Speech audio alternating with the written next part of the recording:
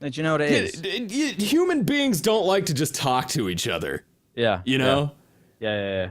They I know don't exactly they what you don't mean. like if I were to be like, hey man, do you want to fucking sit down at a table, just you and me, and make prolonged eye contact and have a conversation? You'd be like, no, that sounds actually awful. Yeah. Yeah. But if it's like, oh, hey, let's put on this game that neither one of us really likes, and we can pretend we're making progress and fulfilling some kind of objective, then it's perfectly fine for two heterosexual men to just sit around and talk to each other without even the pretense of a no homo. Yeah, exactly. By the way, I'm a fucking idiot and I forgot to introduce you, although I would take a 9 out of 10 chance most people are here for you. I'm streaming with I Hate Everything. Hello, thank you for having me on the streams. Yeah, there's my alarm to remind me that I have to stream with I Hate Everything. Set it 5 minutes late. Yeah, exactly. Well, I'm a procrastinator. You know me, or do you? Clearly not if you're playing Destiny. Yeah, no. This was all a mistake. So last time I spoke to you, I didn't think you'd played Destiny really. You dabbled in it a little bit, but I've played it. The first expansion is where I stopped playing it. Like, and I don't mean like Taken King. I mean, I mean like the first shit, expansion. Man. Yeah, I even had the season pass and everything, and I was like, man, this is not a good game. And then I didn't. So It like wasn't a good game on like any front really. Do you know what I mean? Like the story wasn't good, the gameplay was fine, but there wasn't enough variety for what they were trying to achieve. Like it was just a big mess. Like it was just nothing really to. I honestly think that if you looked at the design doc for this game and then compared that to what actually fucking came out, I don't think you'd see very have you many not seen similarities. the shit that like went on behind the scenes, like leaked stuff? I've heard hearsay of it, but Yeah, there was for a long time, for like something like a year, after the game came out. There's a lot of sort of umming and ahhing and wondering about what happened to this game, because if you go back to all the stuff that Bungie like originally released, all the sort of videos and E3 shit, there's a bunch of stuff in there which like just isn't in the final game, but it looks like completed playable material, and some of it actually turned out to be DLC stuff, which is kind of scummy. But effectively what happened was that, like the company had like absolutely no idea what direction to take the game in, and it was all just this big clusterfuck. So they were making all these like, it had no focus effectively. So then it sounds like it. I mean, so then the like fact that there's all these spaceship models and the only thing that they do is like show up in a loading screen seems a little. There's definitely was a thing going on. So before this stream, you promised me. You said, "I guarantee you, I willn't leave ye astray with your baffling old speak." You were like, "I know where to go." yes. So you're talking about the new one, Rise of Iron. Yeah. Well, Rise of Iron or even Taken King. I haven't done either one. You haven't done Taken King. Well, Taken King is better than Rise of Iron. All right, that red triangle is the Taken King one. I'm pretty sure. All right, on Mars. Yes, on Mars, that one there, and it should be like Oh, there we go. Mars. And there's like I'm watching the stream, so I'm a little bit behind. Right. Yeah, okay. You might actually be somewhat impressed by some of the stuff in the Taken King then. Oh, really? In comparison to you played like the base story, right? It takes a lot to impress me. I have 2 peni, so. I mean, just like, it's such a backhanded compliment with this game, but like, in comparison to what the base game was, the Taken King is quite a jump in terms of like quality. Yeah, just in presentation, if you get what I mean. I've heard that, that there's actual like missions and stuff. There are actual missions that are a bit more varied. That actually has some cutscenes here and there that aren't just fucking guff, that kind of shit. In your summary, what was the plot of the original Oh my base God, game why are you of doing this to Destiny. Okay. I can do this. Alright.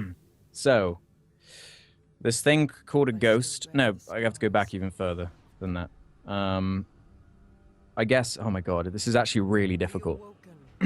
So, the whole galaxy or something. The traveler shows up. This big white ball thing. Like, I guess terraforms our entire local galaxy into being. Did you read inhabitable. the special cards online? Did you read No, the no, no, no, no, special no, no, on- no. This is from this from is all stuff in they there? say in the game. Yeah, dude, I made like a 30-minute video on the original base game, so I Okay, scrolled through this shit so if you many were times. to only watch the cutscenes. Okay, so only based on the cutscenes then, as some spacemen on Mars find this thing called the Traveler, which is this big white ball, which that's squeaking. Sorry, I'm sorry, my dog. Yeah, just quickly hand euthanize that and move on. Yeah, this big traveler thing. They call it the Traveler. Don't know what it is. It's like this big ball. They never really explain. It's never, elaborated upon particularly. Terraforms the entire galaxy, but then something called the Darkness appears and then undoes all of that. So then everything's basically like a post-apocalypse, apart from a tiny little group of people who live on planet Earth in a place called the Tower or some shit.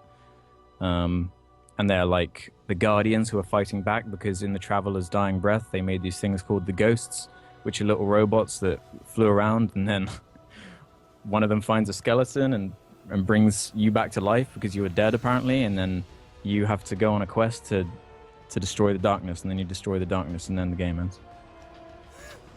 By the way, 99% of that descriptor. First of all, I'm impressed with how much actual attention you fucking paid to this. What I got from it was you wake up and there's Peter Dinklage, and then you go on the moon and a robot follows you, and then at the end the robot goes, "Here's a gun." That's what I gleamed from shit, it. I forgot all about that. That is completely like irrelevant. Those are like the only cutscenes in the game, though. There's a part where a robot follows you. Yeah. And then the robot... It means nothing. It means nothing. It is nothing. There is absolutely no relevance to the story with that whole thing. It's like a robot that comes from another dimension where everything's like even more fucked, but then it's never expanded upon, and then it's never shown up since. Video games. Oh my god, it has the fucking worst story ever. Yeah, it is some straight up video games ass shit. Yeah. I hate that that's the excuse though. That's how they can get away with it. Oh, Yeah. it's just a video game. Whatever. But like, man, it's so fucking terrible. I mean, the way I see it is that it's like you don't want a fruit salad, right? It's like you get this nice pasty sludge of oatmeal, and occasionally you get like a fake fruit baked into it, and it's like, that was unpleasant. I wish I had just gotten the normal kind. Exactly, and that's the story of this game. Z, what does he want? Can you Sorry, my dog's being a dick. Communicate with him? Yeah, I telepathically. To mute his ass. I'm gonna have to chuck him away in a minute. No, the dog's a good he's a good conversation mover. He's not a good conversation mover. He's a bitch. He's a good conversation. Is he a bitch or is she a bitch? He's actually a he. Oh, well then he's not a bitch. Okay, he's being a bitch in like the sense of him being annoying as hell. Right. But yeah, that's the Taken King. You paying attention to this elaborate cutscene? Yeah, the king, they got him. They took him. He's been got. One of the like big. And now I have to get him back. I liked how this DLC like has more of a focus, because that I just tried to explain the story of the base game to you, and like it's fucking and I'm a little disappointed with how accurate it was. I was yeah. But in one cutscene in this DLC, it's like, there's a villain, just go stop him. It's like simple.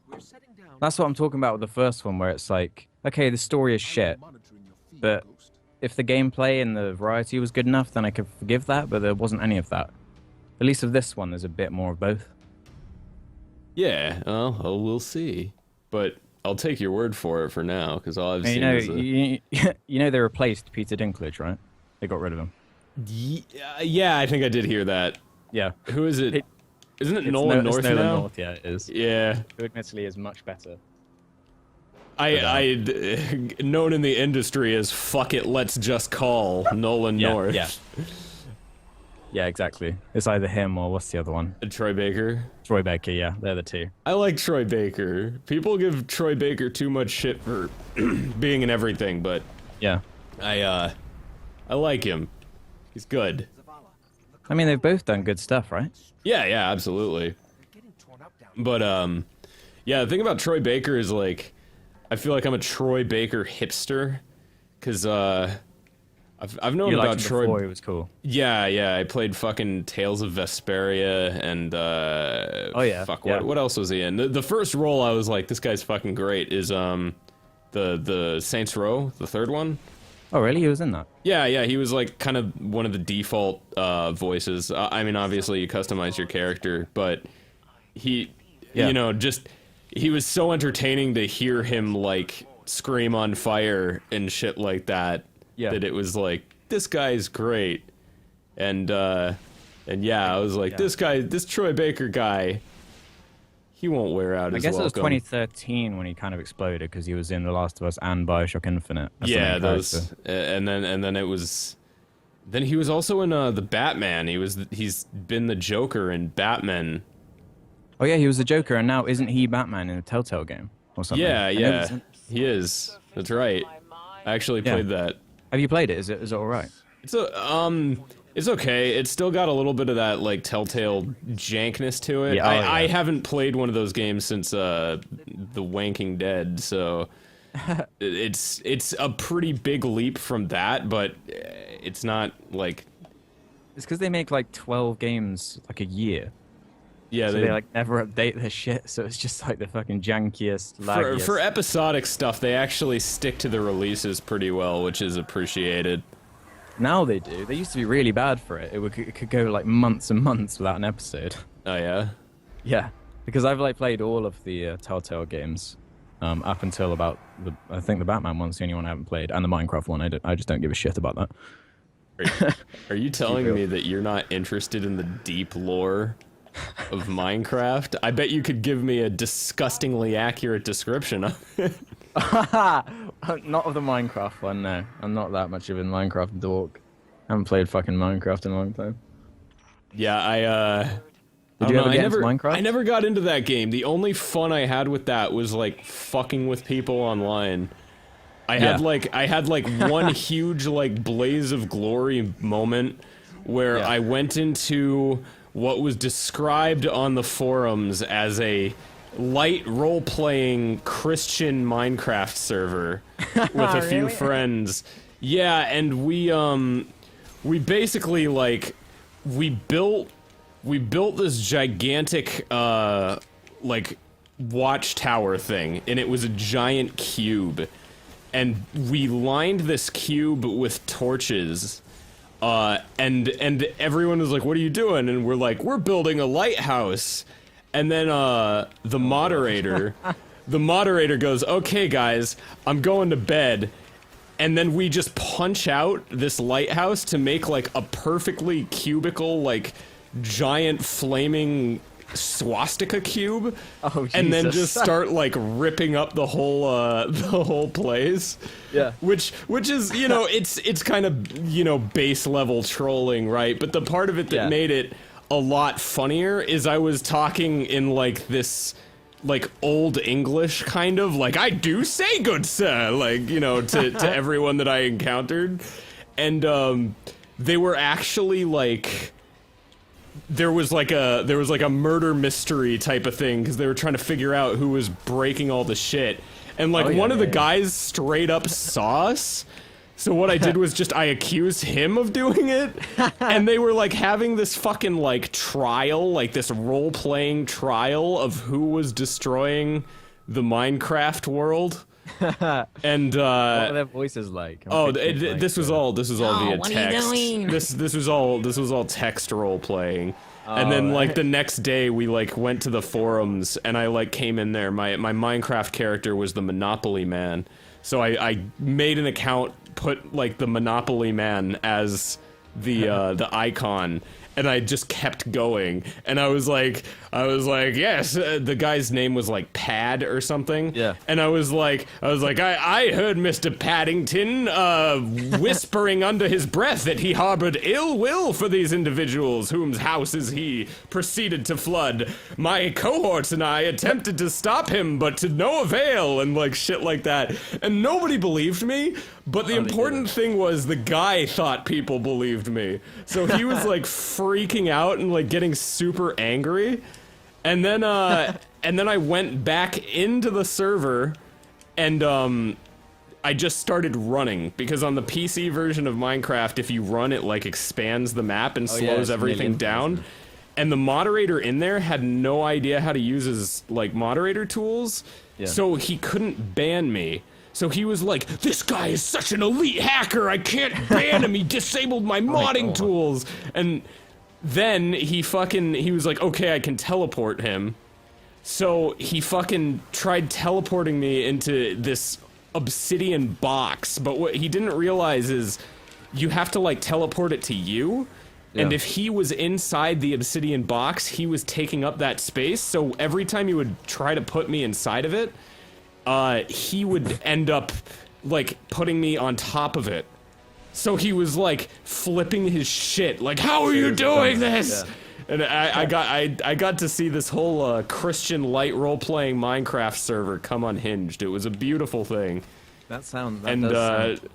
If it still exists, and I'm not sure that it does, I am the absolute first name on the ban list. And I feel like I earned it. Yeah, I only recently discovered that there's all this this whole role-playing communities for all these games. Yeah. By the way, keep in mind this is like really old Minecraft. This is like when it's still in. Oh yeah. When it's still in beta or whatever. Yeah. But yeah, that was the Great War of Cobble Sword. Fucking. Yeah. I still remember the name of that stupid ass server. God, yeah, because like you know that game Elite Dangerous? Yeah. I haven't played it, but it's like a space sim thing. Just flying around. Yeah, sounds pretty ill. They have like a really, really insane roleplay community or something. There's like a whole Reddit dedicated to it. Oh yeah? Like I don't like using the word cringe that often, but man. Yeah, If they're having fun, whatever. People can have their fun. It's fine. Like I'm not gonna make fun of people for doing something that they enjoy. But it's like, what? You hypocrite! You just you were just. Unless it's Minecraft, then the graphics are bad, so then it becomes dumb. That's where I draw the line. No, honestly, it's a dick thing to do. I will fully admit that I was the dick in that scenario. It doesn't make it any less funny, and I stand by that. That's true. Everyone goes through a phase of doing that anyway. Halo was the best for it back in the day. Just messing with people in it. Oh yeah? Yeah, you could be a real asshole. In Halo? Yeah, because what you try and do is like you just annoy one of your teammates until they betray you. Oh, and then kick them? If they betray you enough, then you can kick them. It doesn't help your team in any way. It just makes you lose. But right. When you're a fucking idiot. You know. There's always fun times to be had with fucking with. I feel like you don't see people that take games like really, unless you go into ranked, right? And then it's like, if you're that kind of person, you probably take them really seriously. Oh yeah. But yeah, you don't. It's been a while since I've seen a good like little kid screaming freak out video. You know. I feel like it's like the next gen consoles have just kind of eradicated that whole feeling. You know, like on the 360 and shit, there was like a whole. You just came across that stuff all the time. Right. I don't know what it is now that has changed that, but when you like play online on anything, there's like never anyone with mics. It's just quiet. I mean, maybe we can chalk this up to us being a little bit older now, but like I have absolutely like no fucking desire to talk to random people on online games anymore. Me neither. But like say, for example, with Halo back in the day, you get in a lobby and there's just tons of people with mics just like screaming, talking to themselves, being weird. But you just don't get any of that now. Yeah, I feel like everything's like a private chat or just in your party or whatever. Which is fine. I don't know if you want a community that gets angry at everything, League of Legends is your fucking game. I don't think I've encountered a single fucking pleasant person on that whole. Really? That's an exaggeration, but yeah, like usually the worst person on your team starts like getting angry about something, and like calling you a piece of shit. People that have watched me stream League know I talk shit like nobody's business, but I don't type it in chat. So once they type it in chat, then it's like fair game. Because, you know, it's one thing to be like to your friend in the call, yeah, fuck this guy. It's another one to be like, oh my god, this, you know, whatever, report. It's like, shut up. Oh god. But yeah, that's, that game is fun. Like, that's part of it, though. Like, I actually enjoy that aspect of it. Because I like being in a Skype call with a friend and, like, laughing at the dude just kind of flipping his shit because his lane is doing bad or something. Have you ever been, like, banned from PSN or Xbox Live or anything? Yeah, but not for, like, conduct. What was it for? I had a dirty word in my old gamer tag. Yeah, that's how I got banned too. I had fuck in my bio and I got banned for it. Yeah, bad standing. I had my name was like, I forget what the fuck it was now. But it had the word cock, but spelled C-A-W-K. That was enough to get you banned? Well, like, temporary banned. Like, it wasn't like... It's like 24, 48 hours, isn't it? Yeah, yeah. But no, I've never really been... I actually don't have... Surprisingly enough, I don't have a record of being banned from stuff. Which is... Because I'm a big old bully, you'd expect, huh? I had a friend who modded his gamer score to like 3 billion for some reason, and then he got banned like permanently for that. Yeah, that would do it. I mean, if you actually have like a modded console or something. Yeah. Oh god. That reminds me, actually, there was this. Speaking of like assholes on online gaming, somehow I can't remember what game it was, but we'd always have this group of people we'd play whatever game with on Xbox Live. Yeah. And we stumbled across this like guy who just kind of, he was like a modder like that. He had a you know, you can buy the already sort of modded consoles off eBay and shit, what are they called? You know, the ones where like, you know, whatever, but he had one of those and he would get his kicks by going into like lobbies of online games and freezing the Xboxes of people on the other team. So he would just win. He was like a real asshole. But like no one told him to go away because you didn't want your Xbox frozen. So he'd just join and be a dick. Just be an asshole. And then like when you say frozen, you mean like it would like it wouldn't break anything, it would just make it crash, you know. Right. Yeah. that like almost sounds like bullshit, like something. No, like I saw it happen. He did it to one of my friends. All right. Yeah. Yeah, oh my god. Not to just be like, have you seen this video? Have you seen fucking Chris O'Neill, Oni? Have you seen his interaction with he did this video on Second Life. I did see it. Oh my god. The fucking god, what the hell is the guy's name? Genesis, that's it. He comes across this fellow that is this large horned guy with like a bunch of like gaudy looking armor that you can tell that he probably spent a lot of Second Life in-game money on. And he's like, they didn't realize when they made this sword that it is too powerful and it causes anybody's PC who I use it on to break. And it only kept going like, whoa, really? Wow, it's just enticing him to keep going. Yeah. Oh god, he really found a gem with that one. I trust him to find that as well. Yeah. It's wonderful. I love it. Yeah, no, that was he was sitting on that for like a year, and I was like, Chris, oh, really? Chris, you have to show the world. Yeah, something like that.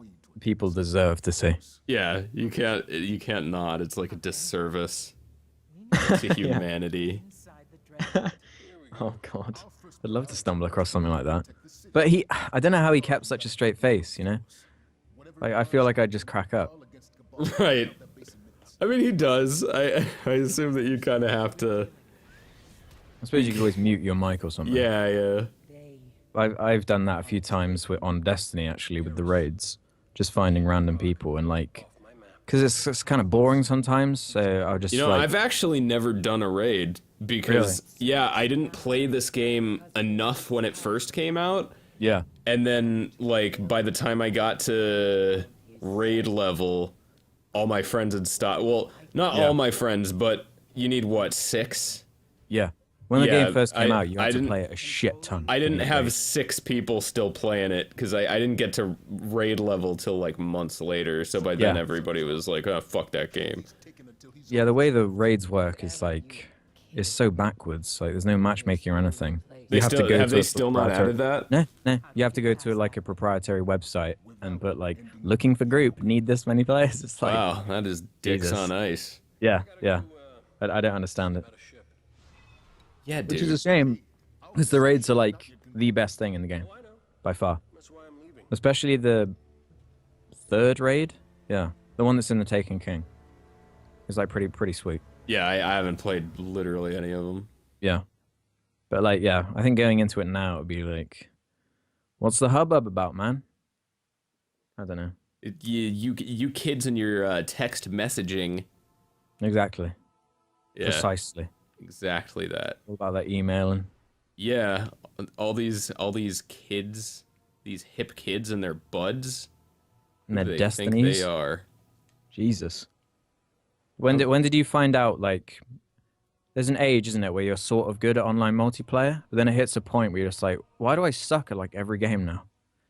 Yeah. When did you hit that? Because you can't compete with 8-year-olds who have the reaction times. Exactly. Well, you can't. Yeah, you can't compete compete with 8-year-olds who have the reaction time and like that's the only video game that they own. Yeah, so exactly. Yeah. And they send you a message. This is gonna sound like Cop Out Central, but around the time I started streaming, that's convenient. No, probably a little bit.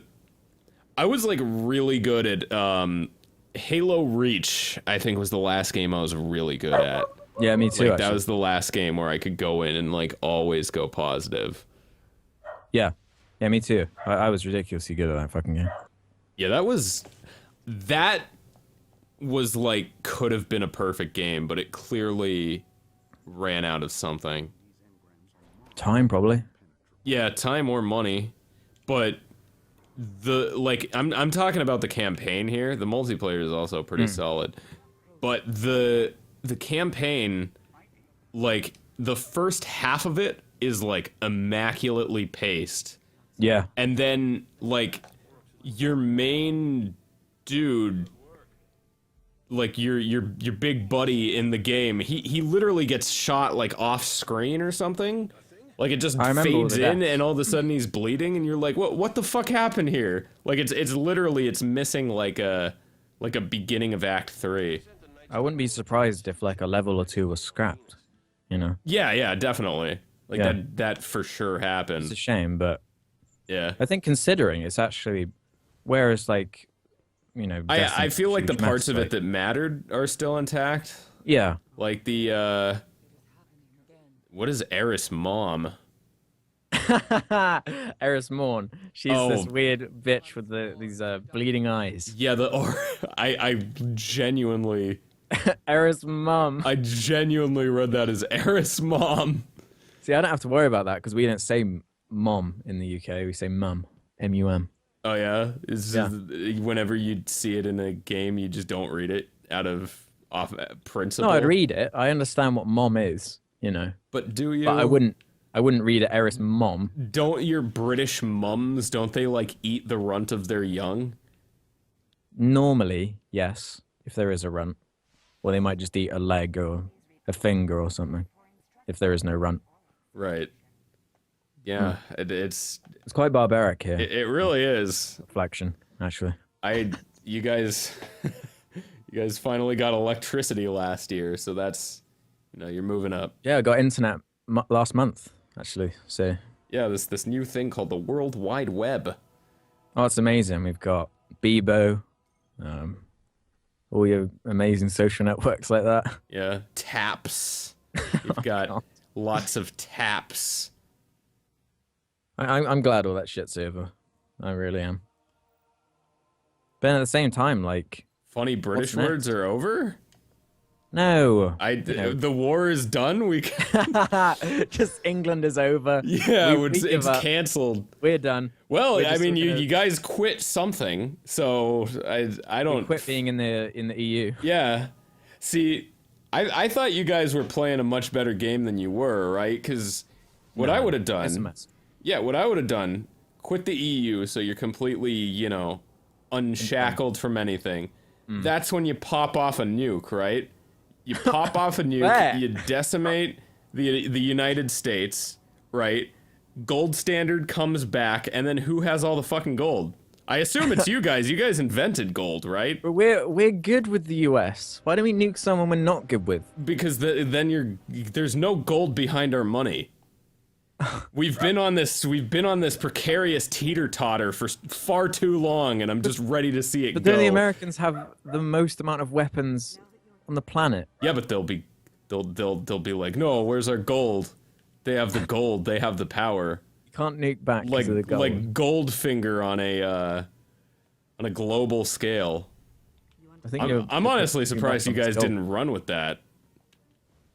Oh, why did you go to the reef? I don't know. I was This probably... is a different DLC now. You started another one. Yeah, I probably had something to do with the fact that I wanted to make a reefer joke, but then I realized it was a fucking bad idea. All of it was a bad idea. I admit it. It was all a bad idea. Still managed to make it, though.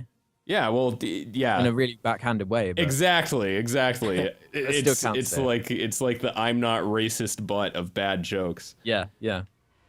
Oh, they added microtransactions to this game as well, by the way. Hooray! Yeah, they've given you some free fake money for you to use. I just noticed on the screen there. Boy, howdy! I wonder what I'm gonna buy. So I can't actually find the Taken King now. It disappeared. Wait. Right? You have to go into your map. Okay. It's a bit behind, so I've got to see. Yeah. It's the Oh, Jesus. One of these things is exactly like the other. All of these things look totally the same. Go into, like, your quest menu. Progress? There we go. Yeah, I think it's in progress. There should be, like, a Taken King quest line. Track. Let's track that. Ascend a colony ship in the Cosmodrome to search... Okay, yeah, that's on Earth. That's on Earth. All right. And there'll be one in there with all the symbols and shit. Yay. You found it? I think so. Yeah, there we go. Okay. We've figured it out. I have to try and explain this shit without any visuals. Yeah. Because I'm a bit behind on the stream. But I know Destiny so well. Yeah, you're like the blind wise man who has been carving cryptic writings into the wall of the cave in Braille. Yeah. Only he can read it. The singular blind person. You know, you mentioned the ship thing, like the just loading screen ship bullshit. What do you mean? Did they mention it? No, you did. Oh yeah, I mentioned it. You mentioned it. Yeah. But do you remember in Halo Reach that like ship level where you're flying in space and stuff? Yeah. They probably were totally building that for this game. Yeah, but then like you can. I think it's as far back as like Halo ODST has Destiny. Yeah, it's got the Traveler. Ship. Yeah, it has Destiny. So they've been working on this for way too long to have an excuse. Have you seen how fucking good the concept art for this game is, though? And how all this like amazing shit that was just never tapped into. No, I haven't. But I'm sure that the disappointment just keeps on rolling. Yeah. Oh god. I keep seeing people in the chat being like, "Oi, look at the chat." What do they want to know? What answers do they seek? I just saw someone say, "What is this? The ignore the chat stream?" Yeah, this is clearly your fan because I always fucking ignore the chat. But you're welcome to like kind of stream MC this shit and Oh yeah. yeah. Any, If you wanna say, I mean, are they just all saying Zubu or some shit? There were a few, you know. Yeah, there were. I'm not good. You acknowledged it though, which is the problem. Yeah, well, that is. You can't take 3 steps without tripping over memes. I don't know. You keep doing it. I can't. I can't fucking help it. I can't even talk about them anymore now. I can't mention it. Anything I say, it's not fair. Like if you ever become a public human and go to like a convention, do you realize how many fucking Mars bars you're gonna get? I was thinking about what if I opened a PO box. Yeah, you pretty much. That would be my guess. Is you'd just be bombarded with Mars bars. And then the currency of the UK will be warped around Mars bars instead of whatever the hell we have currently. Well, if that did happen, you'd be king. And you'd hate Shit, you're it. right. Maybe I do want this to happen. Imagine if you could eat money. I mean, you kind of do a more indirect version of that by using money to buy food. I guess you're just eliminating the middleman, right? Wait, but you can also use money to do other things, like pay for electricity and, you know, you can't eat electricity or internet. So your problem with money is that you can use it for too many things? Is that what I'm... Yeah, I just want to be able to eat money, okay? Right. Okay. Just cut out the fucking supermarkets. I hate going to the supermarket. Just let me eat my income. Yeah. To survive.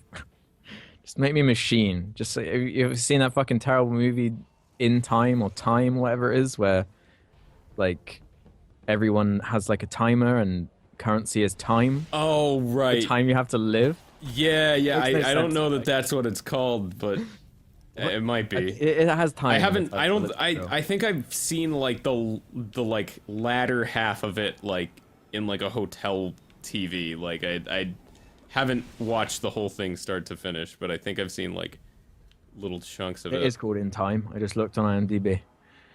There you go. Way to make me look like a fucking idiot. In a future where people stop aging at 25. Jesus. But yeah, I want to eat money. Yeah, that's a... I don't understand it, but good on you. You can just get chocolate money anyway. So I can just do that. Yeah, do you have that? Do you have that? Yeah, we do have that. Although you guys seem to fucking turn your nose up at our chocolate. Your terrible Hershey's chocolate. Yeah, probably fair enough. Yeah, have you ever had Cadbury's? Yeah, I have. Well, yeah. Okay, I've had American Cadbury's, so apparently they're not the same thing. It's not the same. No, it's not. So no, no, I haven't. Wow, it's a good thing you don't know then, actually. 'Cause then you'll never want to go back to your terrible Hershey's. Wouldn't that be a better thing? Chocolate's not exactly good for you. Yeah, I suppose. Although I'm sure you could find like one of those bullshit, did you know that 3 cups of coffee a day might actually be healthy? It just gives you bonus all the time. And I guess that would do it. We're just drinking coffee all the time. I just want to get everything your blood all pumping. the time. I just want to... All a boner is a disgusting blood muscle. And when you say it like that, it's less appealing, but... Yeah. Oh God. You should Come over hear here, the things honey, I and call suck my disgusting blood muscle. Yeah. Fucking. No, thanks, let me navigate my blood muscle through your mucus maze. God damn it. Hey, girl. That's. Are you all frothy at the loins at these descriptors? You just got to find someone that loves the descriptors. Yeah, yeah. That like actually gets turned on by it. Then you can rip up Jesus their Christ. fucking tear up that Vagoblin like a Parmesan pull apart. Goblin, no. Fucking chow right into it. I think Goblin, Gremlin, and Gargoyle. Vagargoyle, those all works. Vagargoyle. Vagargoyle, Vagoblin, Vagremlin.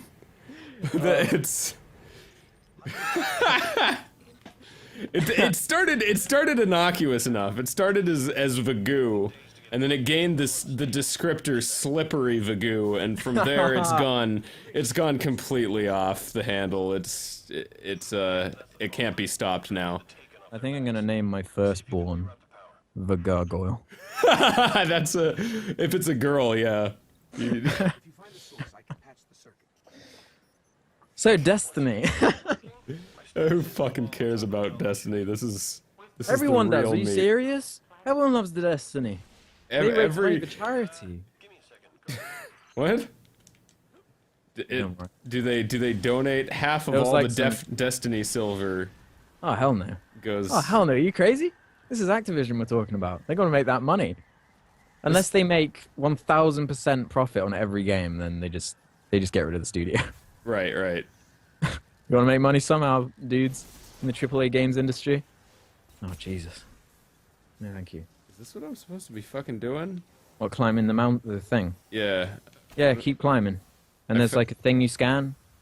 There's like a box. Did I put this in there?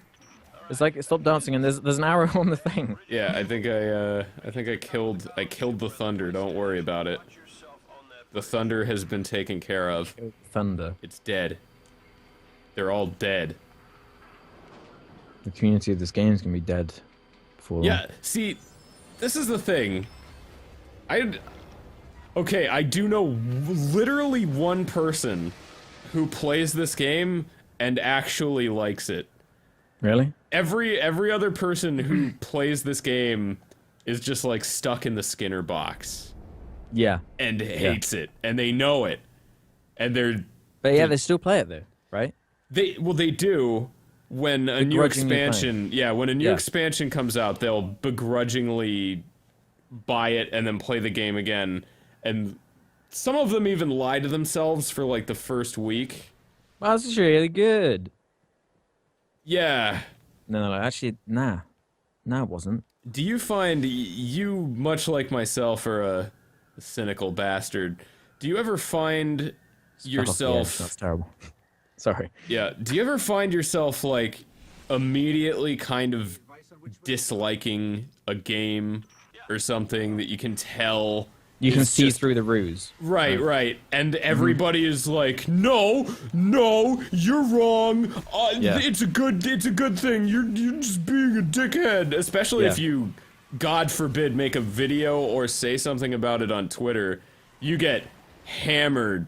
And then a month later, everyone is saying exactly what you were saying. Yeah. Have you ever had that experience? I have, yeah. I talk shit about a ton of shit, obviously, including Destiny. And the kind of comments you get are just like, why are you looking at it like that? That people who like are so willing to defend these multi-billion-dollar industries and corporations. It's like, what? They're not on your side. Yeah, well, they're nickel and diming you, man. There's gotta be something kind of in human psychology that. Oh, this game in particular. It's kind of like a buyer's. Right after you buy something. Yeah, you feel like you have to justify you have to like justify your purchase. Otherwise, exactly, I guess you think then it makes me look like an idiot if I admit that I bought a thing I don't like. That's super destructive though, and like idiotic. You know? Because like yeah, I agree with you, but from certain perspectives I could see why it wouldn't be. Okay, say you're like strapped for cash and you buy you can only get 1 or 2 games a year, yeah? Yeah. Then I could understand it, right? You buy this one game and it turns out to be sucky, and then it might hurt a lot more compared to someone who, you know, gets like 10 games a year, right? Right. Who's like isn't afraid to talk about it, but yeah, I do see it, I suppose. And like say if you're a young person who doesn't really have expendable income or anything, you just tend to mindlessly accept games more. Yeah. Like, I know I did when I played games when I was younger. Like, I'd just play games, one game, I'd be content with it because I knew. Yeah, as long as there was movement on the fucking screen. Yeah. And I think, man, if Destiny was out when I was like 12 or something, it probably would have been that perfect game because it's just how fucking grindy it is, you know? Right. But now I'm just like, it has no respect for your time. Is the biggest problem I find with it. I constantly feel like I have to explain that to people, especially people that like watch, not so much other YouTubers, because we all get it, but for us, it's literally time is money, and you never really clock out 100%. Yeah. So if you play a game and you just see it not respecting your time at all and just throwing your time into a blender, exactly, a lot of the time you call it out very quickly, and you go, well, you have less patience for it, ain't you? Yeah, well, for someone like you or I, arguably, it is better to not get your money's worth for a game at all and just stop playing it within the first hour or so than it is to try to like it and play it for, 16 miserable hours till you feel like you actually have an idea of what it's like. I used to be really bad with that, where I would like finish every single game I got. Like, this is before I did YouTube stuff. I was like, I'm gonna get my money's worth out of this fucking game, whether I like it or not. Like, and it was just, I don't know why. Like, looking back on it, it was just like such a waste of time, really. Playing all these games. Like, I remember the game that made me realize and stop doing it. It was Watch Dogs. Oh. I had this moment of realization where I was like, I am not having any fun right now. I am not enjoying this. And then I just turned it off. And from then, I've been really picky. Yeah, and once you realize you can do that, it's kind of liberating, honestly. Yeah. It's like, you see a video game do something shitty, and it's like, no, I'm not going to do that, actually. Fuck you. Yeah, no thanks. Yeah. And as soon as you realize that, it's... Yeah, or it's like, you've got to collect 900 feathers, and you think, is what you're going to give me really worth collecting 900 feathers around this gigantic fucking map? Yeah. I don't think so. By the time... Those ones in particular, the Assassin's Creed feathers and things like that, you go, by the time I collect all these fucking feathers, how much of the game is gonna be left? Exactly, yeah. If this is the last thing I have to do, what are you really gonna give me that's gonna add anything meaningful, right? Especially at the point where I've finished everything. So we're talking about, it's the psychology thing, though. That's how they get you to play the game for all this time. Like, they trick you into this idea that you might be rewarded for it, or you need to get that 100% bar up to 100%. You're going to finish the game. That kind of thing is what gets you. I used to be bad with that with Assassin's Creed, too. Like, I would play, like, all of them. I remember which one was it? Assassin's Creed Brotherhood or some shit? Yeah. That was the most irritating, just horrible game to 100%, because they had all these sub-objectives, which were, like, purposefully irritating. And I just remember getting so frustrated with that fucking game, but I still did it for some reason. But then, I've said fuck you to Assassin's Creed a couple years ago now, and I'll never go back to that fucking shit, because it's just transparent to me, Yeah, the pirate one was a weird flash in the pan. That one was actually pretty good. I like the pirate one. I think that's the last one I actually enjoyed. Yeah, I played the pirate one, and then I got a free copy of the one in London, and I Unity. No, that's the France one. Oh shit, yeah. Oh, the Syndicate, is it? Yeah, I think so. Yeah. I didn't play that one. Yeah, no, it wasn't good. It's probably one of the laziest games I've ever fucking played. Really? Or at because least maybe it's like overtly, because your guards and stuff, they're all guys with billy clubs, right? Mm-hmm. So I guess when they're armored, it's a little less noticeable that they're just reusing the same character model. But when they're dudes with billy clubs, you're always fighting the same dude, and it's super disquieting. Like maybe that's all it is just the... Assassin's Creed has a similar thing going on to Destiny, but whereas Destiny actually has, like, fun gameplay, on the most superficial level, like the shooting feels good. Yeah. In, like, Assassin's Creed, like, nothing feels good, and there's no good story, there's, like, nothing compelling about it at all. So it's like, okay, why am I playing this fucking game then? Yeah, exactly. The only thing that is cool about the Assassin's Creed games is when and where they're set. Right. And the sort of visual styling of that. Which, to be fair, there's not a lot of historical games. No, there's not. And the only way they could do it is by making it this weird sci-fi blend. Like, I always thought Assassin's Creed would be much better if there wasn't any of the whole, like, the Desmond Templar shit? and Desmond shit, you know? Because with Assassin's Creed 4, you didn't like playing as cool guy Adam Sandler. oh god, it was so bad. But in Assassin's Creed 4, the pirate stuff was all really cool and interesting. But then as soon as they introduced like a Templar and Assassin subplots and stuff, I was like, oh god, this is so bad. And then you go back to the pirate stuff and it's like, yeah, pirates, this is fun. This is goofy. Back to the Assassin stuff. Oh. It's just so badly written. It's so poor in terms of that shit. Yeah, that's another one. I have certain games where I don't remember anything about. I remember the pirate stuff, but I remember it being in first person. And oh yeah, you're I working forgot about that. You're working for the bad guy company. Abstergo. And that's about all I fucking remember. There's a part where sure you could actually skip those parts as well. I think I probably did. Like they knew it. They fucking knew it themselves. This is bad. Should we just give them the option to skip it? Yeah, I'm pretty sure it did make you do it a little bit, but I spent very little time in that. I'm pretty sure there was elements of it where you could walk around and fucking talk to people and who thought that was a good idea? Unravel the conspiracy of, the bad guys that have been the bad guys for but your character doesn't know they're the bad guys because you're a new original character. You're your own character. They're just not good enough at writing or just presenting anything compelling to you to be able to I don't even. Did you beat Assassin's Creed 3? Did you? Yes, I did. Oh my god. Yeah, so the robot ghosts are trying to stop the sun.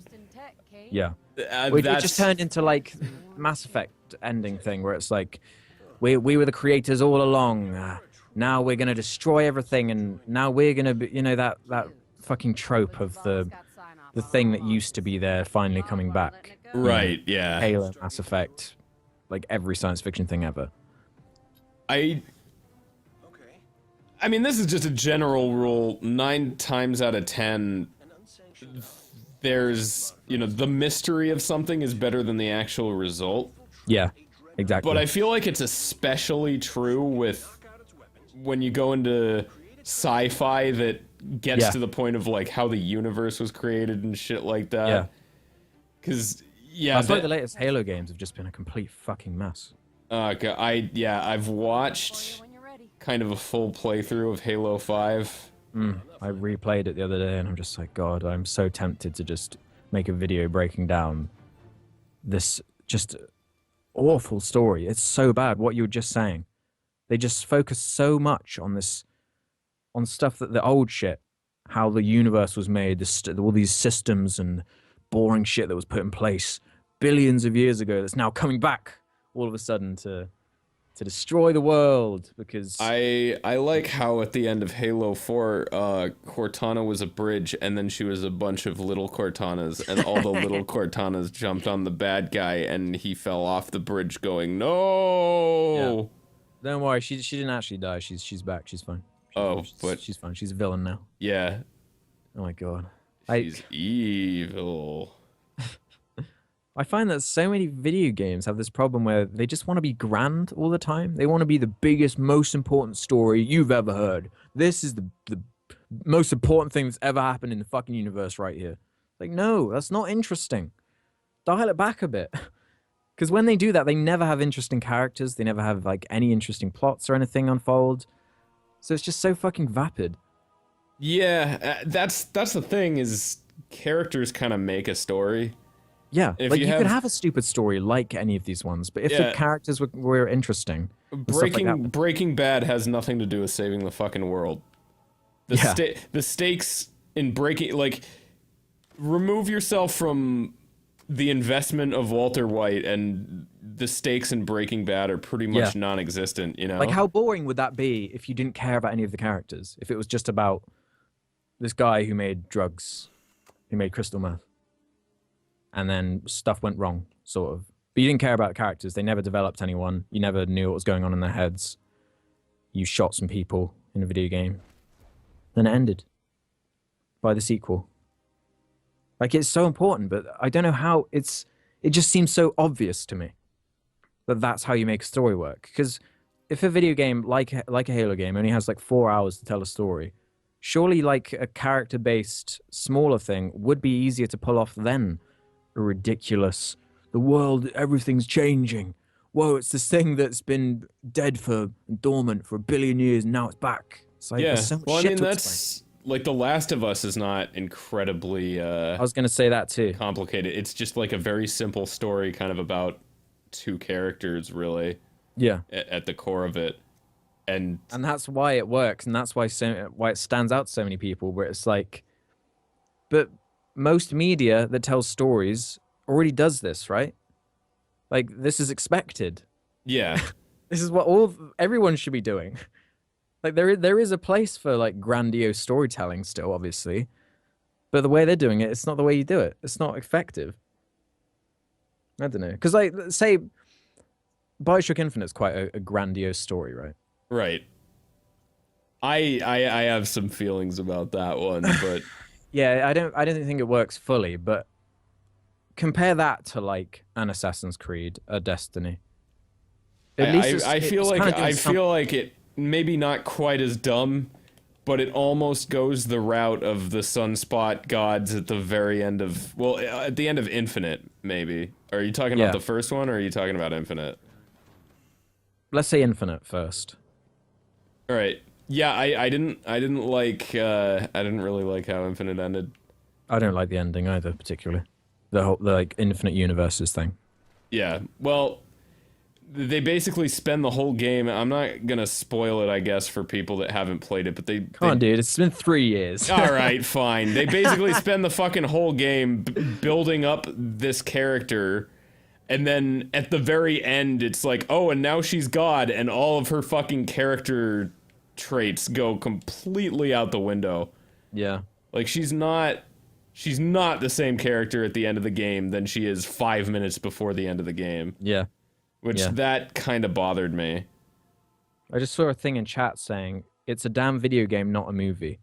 And tell that to the video games. All the video games are trying to be movies. Yeah, If they stop being trying to imitate knock it movies, off then I their wouldn't mind. video games. Yeah. You need to go I have no sit problem with a in video game being a video game. Go sit in the naughty chair. Am I It's when right? they, like they all try and copy movies. Like look at how cinematic everything is presented in Assassin's Creed, Destiny, all these like Watch Dogs and everything. But they are just like hollow. It's like an imitation, and it's like, why are you doing this?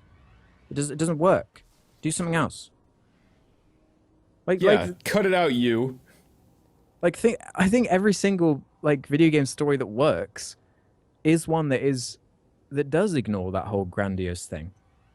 Like, can you think of one that does? A video game story that works that gets really grandiose. That like is more about that than, like in the same way, I don't know, like 2001: A Space Odyssey. maybe works. Oh, you mean like works on. Like that doesn't require,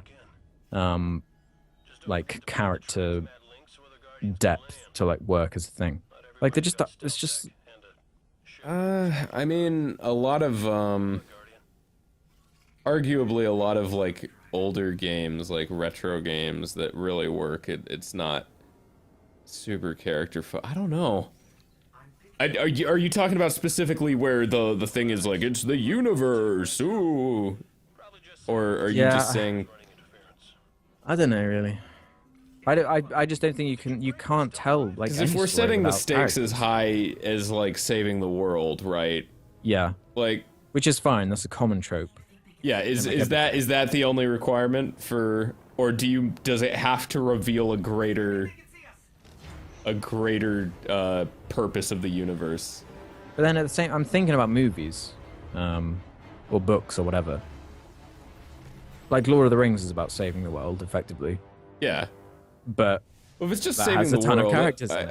Yeah, exactly. But I can't think of one that's completely devoid of characters. Yeah. Because I mean, I guess the argument then is, what are you fucking saving if you don't know what's in the world? Yeah. Like, what's the point? What's the point of any of this, man? What's the point of even fucking trying? Just Where's the meteor? I've been waiting for way too long. Yeah, I'm just looking forward to. I just think video games can do cooler shit, different shit. It doesn't need to just copy movies. Well, I feel like there's a lot of kind of misplaced effort in making them look pretty, and that probably cuts Well, because into... for most people, it sort of tricks you into thinking like, oh, I'm watching this thing that had a lot of production poured into it. This is cool. I mean, it's obviously it's better if it looks pretty. Oh yeah. But It doesn't mean everything. I'm not even the biggest fan of this game, but have you played Undertale? I haven't, no. It is a very video game-ass video game. It's kind of inspired by Earthbound. And it's pretty much, as a game, it's decent enough, but when you take into account that it's made by literally, like, one dude, and I think he had someone help him with a little bit of art assets, it is... I would go as far as to say it's probably like the best game that's ever been made by one single person, you know? Oh, yeah. And it's not particularly like the game is, I hesitate to say ugly because it's stylized, but yeah, like a 10-year-old would call it ugly. Yeah. But it's... Is it Minecraft ugly? It's not, okay, it's not Minecraft ugly, but it's like that retro-y thing. Yeah, yeah, it's retro art, and there's... I guess you could probably call it ugly, but... Yeah, it's just... He didn't focus on making it look pretty, he just had, you know, some solid mechanics and told a good story, and there you go. Like, it's fine. Like, I'm not in love with it the way some people are. Yeah, but... I've been meaning to play it, actually. Yeah, I would recommend it. I would say... Is it long? No, it's probably... If you only play it once, it's maybe like 4 hours. Yeah. It's pretty to the point. But yeah, it's a decent video game. It toys around with your expectations a lot. It's worth it. But yeah, if the reason you haven't checked it out yet is because of the fan base, I've heard bad things. Yeah, well, it's kind of like an Invader Zim type thing. Oh, really? Where if you were just to judge it by the fan base, you'd think it was this lame as shit, meme-y kind of garbage show for you know, mid-2000s scene kids. Yeah, yeah. Yeah, I know what you mean. But it's no, Undertale's actually good. It's just got a really kind of, again, the word that we both kind of try to avoid, cringy. Yeah. That's an English term, isn't it? Cringe. Yeah, that kind of made its way around across the sea, and then we ruined it, like we did with The Office. Ruined it. Yeah, because now everyone associates cringe with something that's bad, where that's not necessarily true. Right. Whereas like the English Office is designed to make you cringe, to make you wince, because of how uncomfortable it is, and that's where the humor comes from. Oh, I was just saying. I wasn't saying that The Office is cringe. Oh no, I'm just explaining to, like, you know, the chat or whatever. Yeah. Like, cringe doesn't necessarily mean like 12-year-old dressed up in a creeper outfit singing. Although it doesn't necessarily not mean that either. It doesn't not mean that either. It is applicable to both. Yeah, I saw someone in the chat say something about walking simulators. How do you feel about those? I haven't played too many, but like... Okay, so I'm trying to think the ones I have experience with. Gone Home? I haven't played Gone Home. I've played Firewatch. Firewatch, that was the one I was trying to think of. And I kind of liked Firewatch. I haven't played it. Firewatch at least has the added... It's basically kind of just dialogue options. Yeah. And it's basically just a... yeah, you just kind of walk around. I don't think it's possible to lose the game, but you get a bunch of different dialogue depending on how you talk to the person on the other side of the walkie-talkie. I didn't mind that. I don't know if I would like from what I've heard of it, like Dear Esther, where it's literally you just walk through a thing. Yeah. And Sometimes they do push it a little bit, don't they, with what they think they can get away with. yeah, Yeah. it's Just art. walk and the story will unfold in front of you. It's art. Video Yeah. games are art. Yeah. I didn't. You said you played Inside. I'm curious what you thought of Inside. Fucking that game, man. No, I actually really liked Inside. You liked it. Yeah, because I usually, well, I just killed myself. I don't know how I was supposed to, You got to activate the ghost, so you can see where the okay. platforms are going to be. No, I liked Inside because, I feel like with things that are open to interpretation, there's two ways that you can do that. Yeah. You can do it like the Inception way, which is obnoxious, you know, where it's you can tell in Inception they didn't have an ending for that movie. And they just were like, yeah, we'll just have it end so it could go either way, right?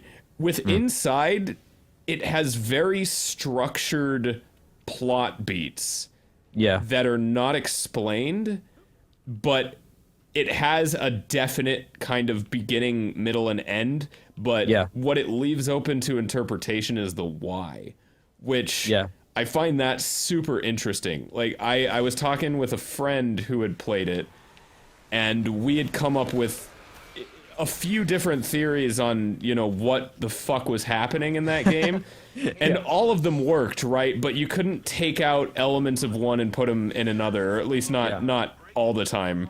Because it's like, okay, well, why did this thing do this? Why are they trying to kill you? Why is... So, there's definite things that happened, right? Yeah. Like, I don't feel like I can spoil the end of Inception for anybody, because Inception is just like, oh yeah, either he wakes up or he doesn't. You know, it's... But I could definitely spoil what happens at the end of Inside, which I won't do. It's worth playing. Inside is a good one where there's not character development. It's all about sort of visual language, if you know what I mean, in that really cunty way. Yeah, for sure. But it totally works, though. It does. But yeah, there are still like moments and there's still moments and stuff like that. But I feel like I don't think you could get away with something like that in like a movie, for example, because it would come across as like really pretentious because you have like no agency over anything. If you I mean, watching it. You could get away with it if you're not afraid of coming across as totally pretentious. Suppose. I don't know. I mean, Inside like doesn't offer you a lot of choice for all.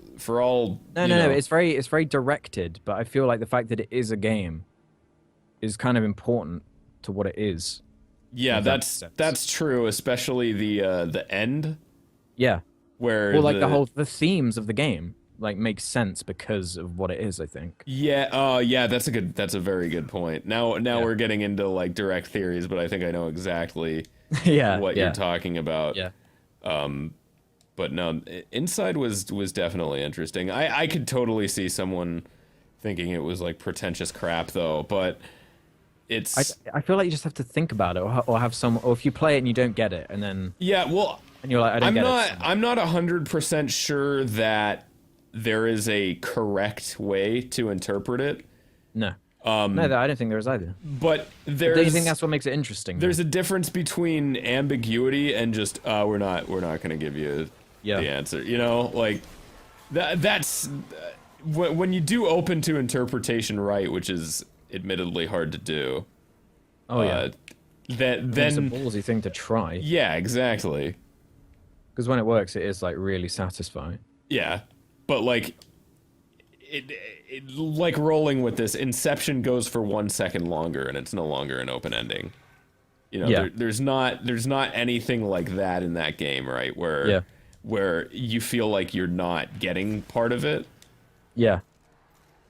I just think it's such a cool experience, you know? Yeah, if you're the kind of person who's like, I'll never consider a 3-hour game worth it, maybe it's not for you, but if you want something that's kind of quick and to the point and creepy. Oh yeah, it's with loads of amazing visuals, like every single like frame of that game could be a wallpaper, you know, or Yeah, a that is true. No, I actually really like that game. Yeah. It was a good. I just like things that like short. spark a discussion that isn't like, why were microtransactions in this game? You know, not that level. That's like It's like 90% of video games. Yeah. Remember when talking about video games were fun? Like this whole stream, we've just been like, yeah, video games are shit now, and they're bad. Like, it's gotten so cynical, unfortunately. Oh yeah. But like you have to acknowledge it, because if we were just complacent about it, then it would keep getting worse. Oh, absolutely. You have to speak up about it. Yeah, well, I mean, that's the thing, right? Is I feel like the industry has kind of kept pushing its way more and more. Get away with, yeah. Yeah, because it's like now. I remember before when it was like something had day one DLC, it was like the end of the world, right? Yeah. And now it's just kind of like, whatever. It just happens. I think it's the worst place it's ever been. Like, no hyperbole. If you go into the other day, I just went into like the pre-order store on the Xbox One. Yeah. And there's like 2 or 3 entries for every single game there. Like it's the same game, but it's in there 2 or 3 times because you've got you've got the special edition, you've got the limited special edition, you've got like the ultra edition. It's like, fuck you. Can't I just buy a normal game and just play the game? No. Because you got the fucking whales that will get tricked by it. Yeah. You know? I've been fooled by it many a time. What? Like I got fucking played with Mass Effect. Mass Effect 3 had one of the worst cases of day one DLC shit, where they had a really important, arguably, like part of the story, locked away behind like a $10 DLC or whatever it was. You know, I forgot about that. I think if you pre-ordered it though, you got him, but I don't remember. Even if you pre-ordered it, you had to get the slightly better edition. Right, maybe. Yeah, that really sounds shitty. right. That is really shitty. Yeah, BioWare's actually notorious for that. Wasn't the first Dragon Age, weren't there literally characters that were like, I'm not talking to you unless you buy the fucking DLC? Mass Effect 2 did that as well. There were characters which you had to buy and shit. Yeah. There was one, they had like a... That was around the time where these online pass things started showing up. Yeah, those are almost never worth it, by the way. Don't buy those. Oh, no. Because by the time the DLC comes out, 9 times out of 10, you're done with the game anyway. Yeah, a lot of DLC is just straight up bad, too. Yeah. Like, oh, God, it is... I think out of all of these big industries, I think the gaming one is the biggest mess. Like, whereas, like... I would argue it's music, personally. Yeah, music. I was mainly just thinking visual shit, but including music, yeah, I would probably agree. But actually, but then like you don't have like 3 versions of albums, do you? When you go to buy it? No. You're just talking purely about for financial the way shit. It's delivered and the way the like contempt towards the people who buy it. If that makes sense. Right. Yeah. Like, so let's see what we get away with this time. I mean, if you're talking about like buyer contempt, again, this is music, but a different kind of music. Any kind of like audio software is like by far the biggest like rip-off deal. Like, what do you use? I use Cubase. I use a bunch of different stuff, but like for example, Waves. Oh, yeah. They'll only update your Waves plugin for like the first year, and then they'll just stop. Oh. They'll stop giving you updates for it unless you essentially buy a season pass to like the compressors and shit. Which, by the way, not cheap. Like, for something that doesn't do anything that's all that different from what's built into your music making software. I mean, it'll do it a little better and give you some more options, but. It'll be like, oh yeah, for this compressor it's $200. Yeah. So the fact that that's not supported when they update the fucking thing, and they don't update it in any meaningful way. It's not like they keep adding more compressors to it. It's just like, oh yeah, bug fixes. Yeah. We make sure it works with things the newest that should be stuff. Expected. Yeah, exactly. So that's probably, if you're talking about ripping off customers. Don't Adobe do that now? You have to pay a subscription. to use the Adobe suite. Yeah, but they've always at least with that they do update, you know, the whole entire thing, right? Do they? Yeah. I don't know because I've got a really old version of Premiere and all the other. Photoshop. Yeah. Well, like, you know how they'll do like CS3, CS4, or whatever. You know, when they do update it, you know, you just update it.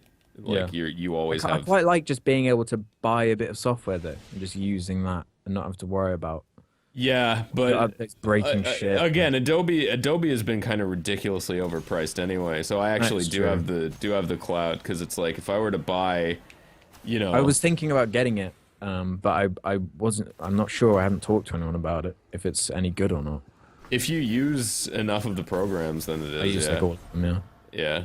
Then it's probably worth it. But yeah, no, I would say, whenever you get into any like production equipment or software or anything like that, that's probably like the biggest, because in that case it's like, well, you're clearly using this for your job, so we're gonna gouge you as hard as we can. Yeah, 'cause it's like, well, there's nowhere else you can go, nothing else you can do, so we can just milk you dry. Yeah. With video games, you have at least a little bit more of a. I wouldn't say you have no purchasing agency. That's quite a niche problem, though. That one with the software, don't you think? Yeah, exactly. Well, because it's such a niche problem, that's why they're allowed to get away with it, right? Yeah, exactly. Who's gonna complain about it, and then who's gonna fucking care, right? Like I'm assuming 90% of the people in here, when I complained about it, were like, "The fuck are you talking about?" Yeah. They don't give a shit. Yeah. And they probably shouldn't. It's probably better that they don't. You have better things to do than worry about, is my favorite YouTuber getting gouged on music software? But if you want to become a musician, it becomes your problem. So. Okay, how about if we phrase it this way? Which out of music, movies, games, books is the most cynical? Oh, books for sure. Fuck them. That's stupid. Print. You kill a tree. No, you pedantic asshole.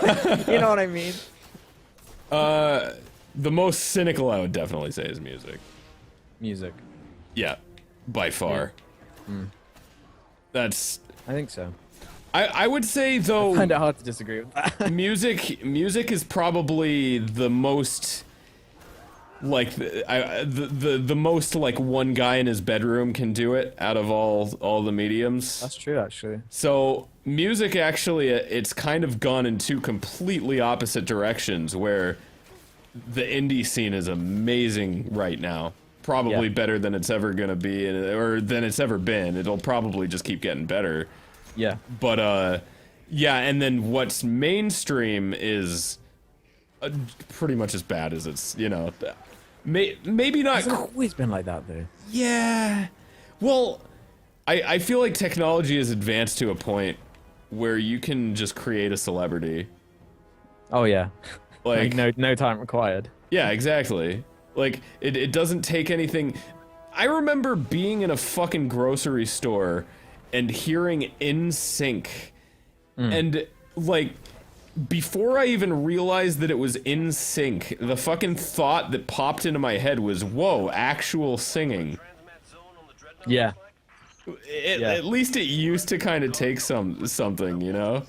It's kind of shifted to this fucking... It's so bad, dude. Well, now it's about, unfortunately, like, basically just how you look. Yeah, exactly. If they can design you around being a celebrity based on how you look. Oh, totally. Because the singing doesn't matter. You can do all that in post, whatever. Someone can write your songs for you. That's all easy. It's just you got to find these fucking models with a voice that, you know, isn't fucking atrocious. Even then, like, you can make it work. Yeah, you think Kesha? You think Kesha's gonna fucking like you'll see like Katy Perry actually has an okay voice.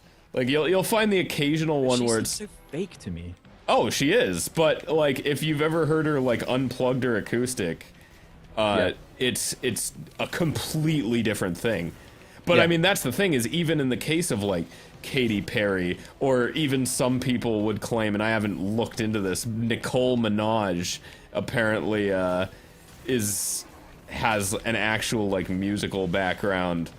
But yeah, even if you're actually talented, they're like, well, we don't want you to make good music. We want you to make the stuff that we can easily just pump out.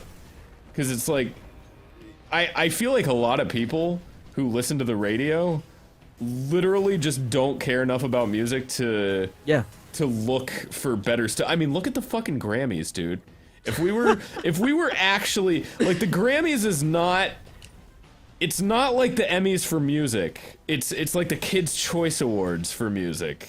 Yeah. It's not like the artists that are at the Grammys. Taylor Swift should not be winning like this is the best song of the year. Like, it just shouldn't fucking happen. Well, it's God, it is so cynical, isn't it? The only reason she would win one is so then on the next album they can put like, you know, a big sticker saying that she won.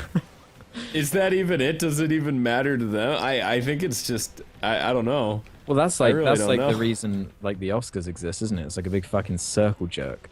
Right. So but at like least in the case of the Oscars, the movies that win are, you know, it's not Transformers, you know? Yeah, but then at the same Unless time, it's like visual effects categories. Genre movies are completely ignored for the most part at the Oscars.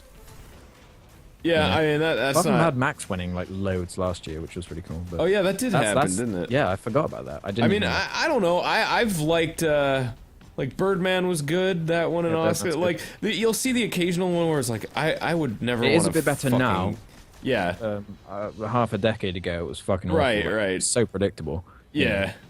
I mean, I get what you mean with fucking music shit, though. Yeah, no, it's super. I would say the industry as a whole is probably the most cynical when it comes to music.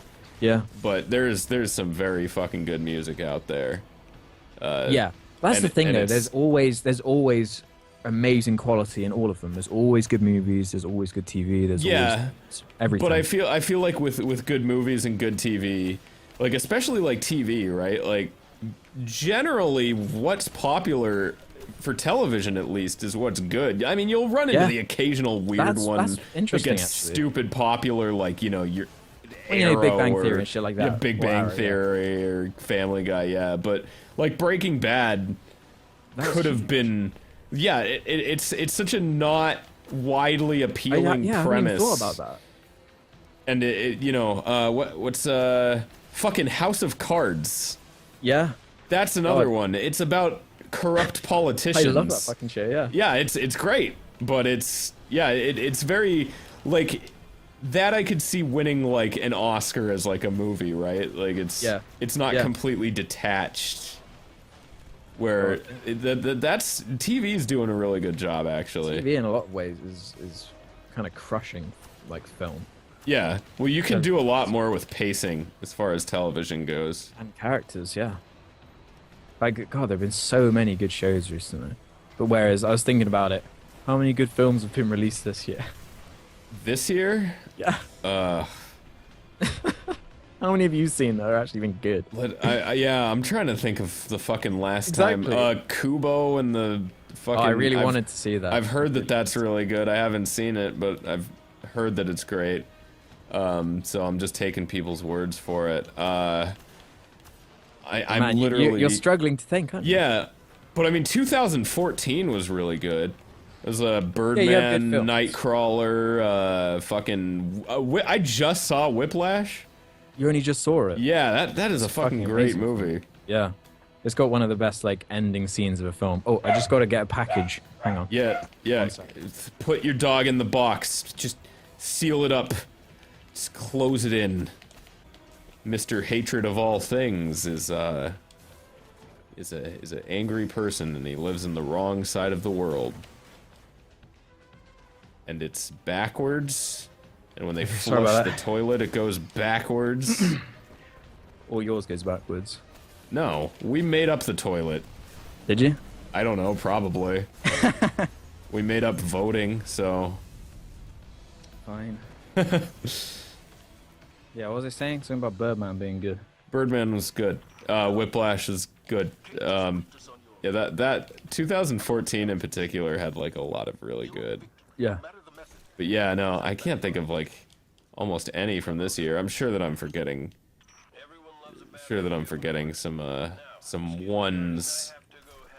That is interesting though. How I hadn't even thought about Squad, it. perfect movie. Have you seen it? No, You haven't. Batman 5 Superman, immaculate. Did you see I BVS? saw that one. Yeah, I saw it too. I saw. Can we talk about something? Have you ever publicly reviewed or talked about Man of Steel or Batman v Superman or anything like that? I've talked about BVS. Have you encountered weird Zack Snyder people? That like love him. Yeah. Oh yeah. Yeah. That is the most. They think he's like a visionary. That is the most baffling thing to me. Is the kind of people there is a blog called manofsteelanswers.com that it's kind of repurposed into like a general DC Universe blog now, so it's a little less sad, but it literally, from the time Man of Steel came out until like the Batman v Superman stuff, it was it had a weekly podcast, regularly updated site, trying desperately to fill in the plot holes with Man of Steel. It's like, or I remember seeing in my recommended videos a video called "I Don't Understand the Hate for Batman v Superman" or something to that effect, and the video was 2 hours long. And this is the part of it that baffles me. How do you make a 2 hour long video, a video that is the length of a movie, trying to make excuses for this movie without realizing maybe if it takes this much work to defend it, it's not a good fucking movie? Yeah. It blows my fucking mind, dude. With BVS in particular. Oh yeah. In terms of just filmmaking and what works in filmmaking, like objective things, you know, not like opinion, like, oh, I thought this thing about it. No, I mean like objectively in terms of like scene structure, pacing, the way it was shot, direction, you know, acting, you know, all this shit. It is flawed. Like there's no other way to look at it. It's like a fucking mess of a movie. Yeah. Like I was sat there at the cinema. That is honestly, I can honestly say that's probably one of the worst movies I've ever seen. Yeah. Like I would legitimately give it that title because it is. Yeah, it was quite baffling to see it unfold. It is. That's the weird thing about Zack Snyder though, is he's super pretentious too. But he's like bro pretentious. Yeah. If that makes sense. He's like a fucking muscle dude. He gets all his actors to fucking work out to make sure they're fucking ripped for when they film. Yeah. It's really, and then he's like, yeah, and then it's like, yeah, just talk about the universe, have every character fucking say really it's really like grandiose shit about human nature, and like it's like he's trying to do the Chris Nolan thing, basically. Yeah, where at least Chris Nolan's a good filmmaker. I can identify his parlor tricks, but he's exactly. I see why. I at least understand it with Christopher Nolan. Yeah, but like take Interstellar for example. The actual filmmaking of that film is like pretty phenomenal. But when you take something like BVS, I don't know that I 100% agree with that. What don't you agree with it? The writing. The writing. I don't like the story of that film really. I don't like. Okay, I'm actually doing a spoilers ahead on it, so I'll save. I'll save most of the critiquing of the writing, but it has. Christopher Nolan has this quality to his movies where he doesn't communicate well with the audience. No. So like, and it's on purpose. So you constantly feel like you're trying to keep up with the movie, and it by the end of it. It always...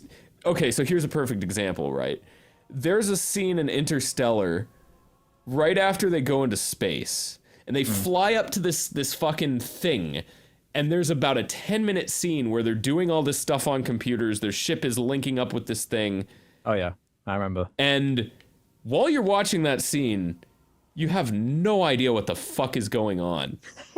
And the only reason you know what's happening is because the beginning of the next scene, you see what they were doing. But, like, you feel like you're supposed to understand it. So you're thinking, it like, makes you feel stupid. oh man, I really have to keep up with this movie. It's probably, I probably just don't know what's going on. It's so much smarter than me. And then, you know, when it just shows, oh yeah, they were linking up to a thing that makes the ship go faster, then you're like, oh, now I understand. Like, everybody gets it by the end of it. That's what pisses me off the most about, like, avid Christopher Nolan defenders, is like, they're like, oh, you just didn't get it. It's like, no, I absolutely got it. He just makes his movies fucking cryptic, you know? Yeah. Like, he just doesn't communicate well, so that by the time it comes around, you feel like there's this big revelation when really it was just this super straightforward thing made needlessly complicated. Yeah. But what I mean with that is, I agree with everything you just said. But what I meant was, like, with BVS, the actual filmmaking is, like, fucking flawed, as in pacing, very basic things, like there's never like a single establishing shot before cutting to another scene, and there's like 5 different storylines going on at the same time. The way it's shot, that's what I mean. Like, by the way, I don't know if you've only seen the theatrical cut or if you've seen... I've seen both. Oh, I am so sorry. Because I was like, okay, that's the thing though. Oh wait, how do I... Don't you have to go to this guy to turn in your fucking quest things? Or do you not have to do that anymore? Which guy? I can't see yours yet. The dude. The bounty tracker. Can you just get him? Oh, you just get him. Oh now. yeah, they updated it so you don't have to go back. Yeah. Oh, that's super convenient. I wish I hadn't. Wish I hadn't done that. But yeah, no. I mean, I see what you're saying. Yeah, with like the pacing and all that. Yeah, and it does have. I always think about that scene on that water planet with the big waves and everything. I think it's effective. And the scene where they have to sort of line up the ships to sort of dock or whatever it is because it's spinning. I can't. Yeah, I mean, you kind of do like get there's a little less like completely fucking needless. Like this sounds cool, so I'm gonna make. Yeah. I feel like Zack Snyder almost he makes his movies around his trailer moments, and like all of his scenes is he's like. Oh, what if there was like this really cool scene where Batman fucking hits a wheel and gets strong. He's like visually obsessed, and he doesn't like seem to care about writing or characters or anything. Like no one's a character in BVS. You know, no, you don't care about anything. Yeah. And like just look at the way he handled Batman. The only thing he cared about was the way he looks and the way he fights. Like everything else is like Batman's just like a murderer in that film. Yeah, well, okay, I try to stay away from like criticisms of Batman's not the same as he is in the comics. No, here's the difference though with that. Batman does like kill a couple of people in the Chris Nolan trilogy, right? Right. But you see him from the beginning, from before he was Batman, like become him. So everything he does like has motivation and makes sense. But we never even explain the motivation of Batman at all in BVS. He's just there and he's the Punisher. That's the problem I have with it. Well, there's all it takes is one line of dialogue though. That's it. Where I was going with asking if you've seen the extended cut. Let's see if you agree with me. I think the extended cut is worse. Yeah, I think it's way worse. It's like more much worse. But there are people that think it fixed it. They think which it changes blows nothing. my fucking mind. It changes nothing, and really like 90% of what it adds is Lois Lane figuring out the bad guy is the bad guy. Yeah. Which I'm pretty sure every other character knew by then, except maybe like Superman. And they added some blood, don't forget that, to make it edgy. They added, did they? They added... Yeah, they added blood effects. Yeah. It's a bit more violent. Oh yeah, there's a scene where Batman says fuck, I think. Yeah. Yeah, there's a part where Batman says fuck. I'm pretty sure. There's one good scene in the movie, and they ruined it in one of the trailers. And it's just when Batman, Arkham Knights, that group of thugs in that room. It's like a really well. Oh yeah. That's. I wouldn't even say that's like a.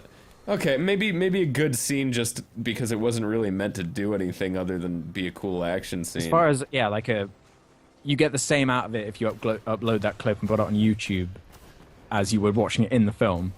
But like, if you just want to see Batman fucking doing all the shit you always imagined him doing, if that makes sense. Yeah, I think that's quite cool. It's a really effective trailer clip because you think it's going to happen more than once in the movie, and then you think that's how he's going to be, but like, it's at the end there's literally one scene, and you see it. You know, it's because they have to actually have him do something. Because when the big ogre green monster comes down, like Batman can't do anything. Yeah, that movie is. It's like one of those weird movies.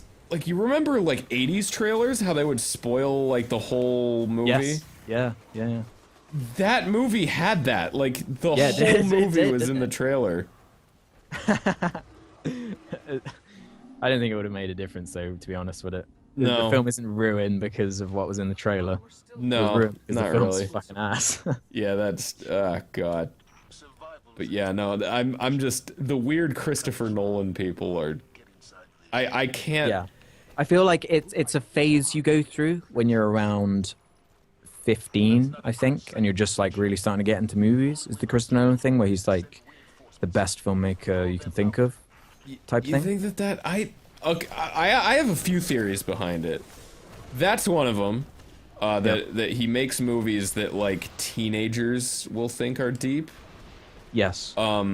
Maybe. He has made some good films though. To give him credit. What, Watchmen? No, not Zack Snyder. I mean, Nolan. Oh yeah, I was talking about the weird Zack Snyder people. Oh, sorry. Yeah, go back to him then. Yeah, no. Oh, for him, there's a myriad of reasons for why people think he's like smarter than he is, or like his films have more going on. Yeah. Well, because he's obsessed with like visual metaphors. I think a good part of why people defend like Batman v Superman though is just literally like I think we'd see similar people around Marvel if Marvel was making bad movies. You reckon? Like Marvel makes kind of like they'll occasionally make like boring movies, like movies that's like kind of paint by the numbers. They're never offensive like BVS's though. Yeah. They're never that level of like they're never outright bad. They haven't made like the closest is maybe like Thor 2. Yeah. But even then it's so inoffensive, that film. Right. I don't easy to just enjoy on the most. There's nothing about that movie that I remember is like annoying me. It's just I don't remember it being good. Whereas like I felt like BVS was just like insulting me the whole time, just like look how fucking cool we are. Look what we're trying to achieve with this. Isn't it fucking groundbreaking? Yeah, like, no, I'm kind of shocked at how fucking boring that movie was. But yeah, I think it's so boring. I think that there's probably an element of like people because people say Arrow is a good show too. And I don't by the way, okay, so I put on bad television when I'm falling asleep because if I put on good television It'll wake you up.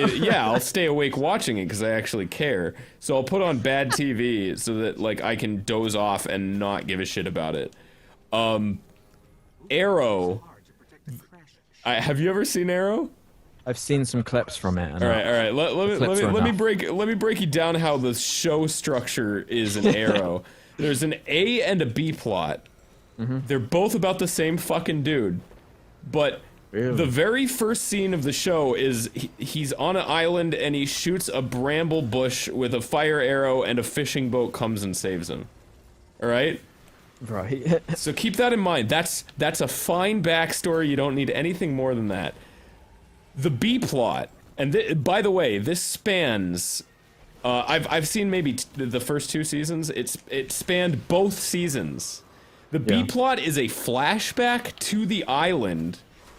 Are you serious? Yeah, it's a flashback to the island, and so basically you have this weird disconnect where you're flashing back to the island, and he's saving the world in the B plot.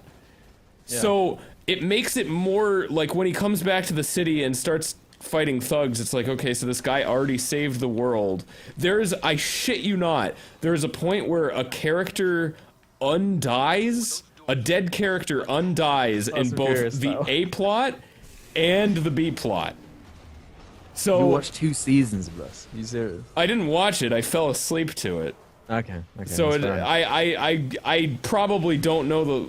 It's not particularly deep. It's you get pretty much the whole picture. You don't miss anything by falling asleep and missing an episode of Arrow before your Netflix fucking asks if you're still watching it, right?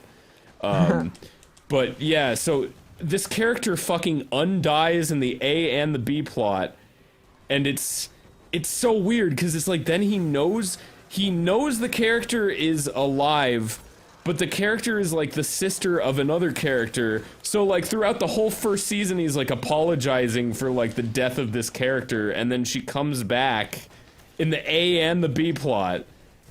So she comes back on the island, and she comes back in the city again, and he's like, I vowed not to tell anyone that she was alive because of what happened on the island. It's fuck that shit. I don't know how anyone can say that's a good show.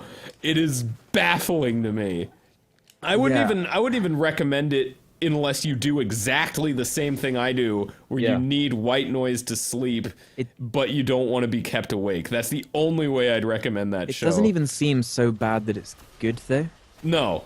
Some things are genuinely enjoyable because of how bad they are, but yeah. But that, I've just got no interest. Like, we've already got enough bad DC movies to actually watch, right? Let alone the TV. And there's the Flash as well, too, right? Yeah, the Flash. The Flash is another one that's I did throw that one on. It's the first scene, his mother gets murdered by a lightning tornado. That's the first scene of the entire fucking show. I don't feel like you can pull off a character like the Flash without a movie budget, though. What are the effects like? Surely that's important to the show. I mean, they have basically one special effect that they use over, the lightning trail and super speed. They figured out how to do that, and that's their one consistent effect. Although they will occasionally, there's, just look up the Flash King Shark. They apparently blew half the show's budget to make a giant CGI shark man monster grab the Flash and then immediately get blown up. What, and is it in the show, or did they cut it? Or? It's in the show, yeah. And they spent, apparently, a huge amount, they went over budget by a lot to, add that because they thought it would be cool. But they didn't have enough budget to put him in the show for any substantial amount of time. So it's almost like a cameo appearance. The Flash I haven't seen that episode. Flash versus King Shark. Yeah, maybe my sleeping self has internalized it, but all that happens is King Shark grabs the Flash out of nowhere. I'm watching a clip on YouTube now. And then he gets immediately vaporized. Yeah. It looks like, what was it in the 90s? There was that show with the sharks. Street Sharks? Yeah, it looks like a street it's shark. basically they made a CG street shark. Yeah, he looks just like it. It's there is a little bit of that so bad it's good quality to it, but I think just because of the nature of how fucking long it is, I think every episode is an hour. I'm not 100%. Don't quote me on that. It might not be. Oh lord. But yeah, no, there's just way too much of it. The novelty of how terrible it is would wear off before. And there's Gotham as well. Oh god, show. I haven't seen that one. There's no point. Yeah, no. Why that's would the worst one of them all. You think so? Have you seen it? I haven't seen that, and I haven't seen. I've heard. I haven't seen Supergirl. It's they always do the baby version, Baby Avengers. It's basically that, I think, from the sounds of it. It's all Catwoman when she was a teenager, and that shit. That's fucking annoying. I always hate that time lapse type stuff. Yeah. Where and everything's still connected all the time. Yeah, that's what's super annoying. The fucking Final Fantasy VIII thing. I don't know if you ever played Final Fantasy VIII.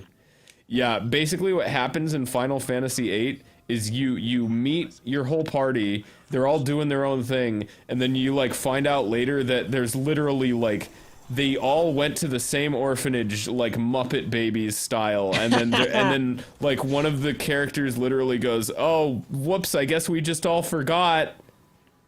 And then they're all like, "Oh yeah, why do you think we forgot? Oh, because we used magic. All right, there you go." Wow. That game is, oh my god! You could. It would take you 5 fucking years to summarize the plot to that game. It's fucking like monsters are standing on each other's backs to get to the moon, and it's a mess. It is a fucking mess. Like, with spoilers ahead, right?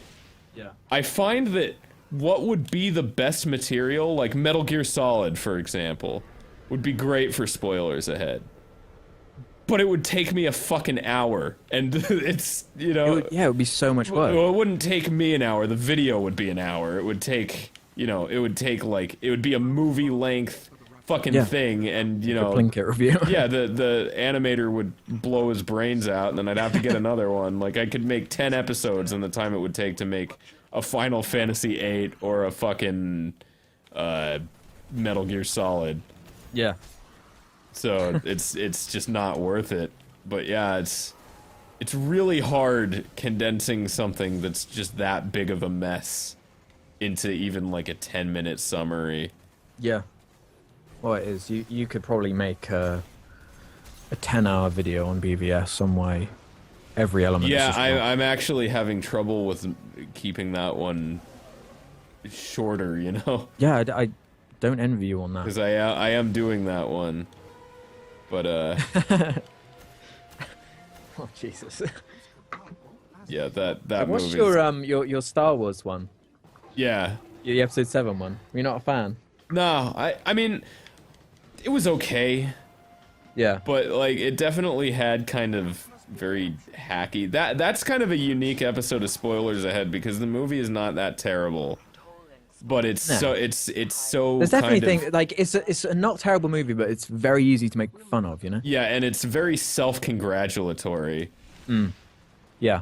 So But like, yeah, I don't feel like they could have done anything else for it to be a success in the way it was. You could kind of do the same thing. Here's the thing. I feel like it kind of has its cake and eats it too, where... Yeah. Let's say you showed that movie to, like, a 10-year-old nowadays. Yeah. Who hadn't seen the original Star Wars. Yeah. I think they'd kind of be confused. You reckon? I think they'd love it. I think they might like parts of it, but I think especially Han Solo and everything that he says and does would kind of confuse them. It'd be like, who's this? Why is there this old guy here? And, like, the impact of Han Solo dying...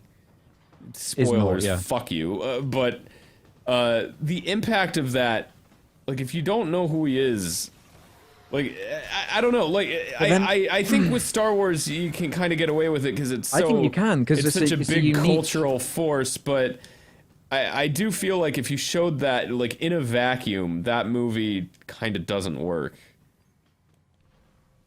I suppose. I mean, but then at the same time, like... It is a sequel. So I suppose it gets off the hook for that, but... Yeah, it's the 7th one, right? So, yeah. And what I do appreciate is that... But, see, then you could argue... Then you could argue, right, that the fact that it mirrors the original one is a much bigger flaw if you're going to give it... If you're going to give it... the benefit of the doubt on, oh, well, it's a sequel, so of course you know who Han Solo is, but right? At the same time, earlier, weren't we just saying that, like, the grandiose storytelling is, like, the least important aspect of it? Right. Whereas, like, they still introduced, like, a full set of new characters who we didn't know. Yeah, I liked aspects of it. I liked Finn was cool. John Boyega's dude. I liked Kylo Ren a lot. Did you? I feel like that character could go either way, depending on what they do with him. Well, I like the fact that in one movie they managed to do what they tried to do, what George Lucas tried to do in the prequels in 3. Oh, right. He goes through the same arc in one film. Then. Well, he's kind of bad from the start, right? Yeah. Kylo Ren. Like, there's never a point where he's a good guy.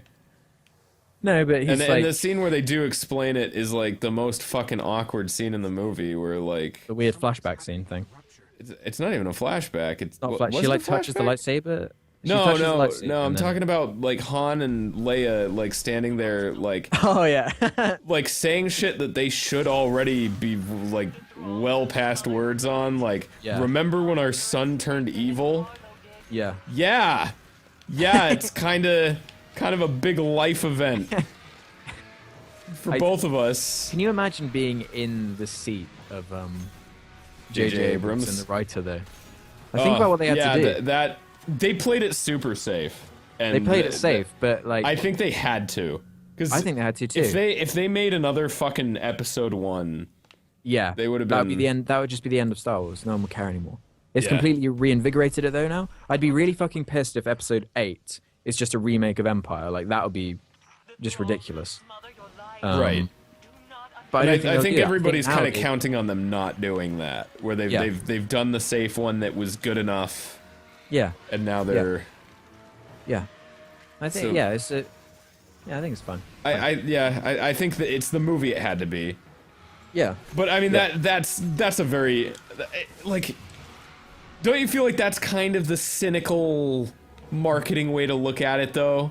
Like as a movie It would be buff, cynical. as a movie buff, you don't necessarily want that, right? But you're fine with it because it's not disappointing. You don't want it, but like as a film buff, you think about it in terms of how the film was made, and there's clearly a lot of like love poured into that film Yeah. and a lot of actual care, and they didn't sort of cast anyone aside in terms of they had to appease a new audience, they had to undo everything the prequels did, and they had to also appease the old fans of bringing back all the characters and stuff. And I think for the amount of shit they had to do in like this movie, they did it pretty well. Yeah, they juggled it pretty alright. Yeah. Like it wasn't.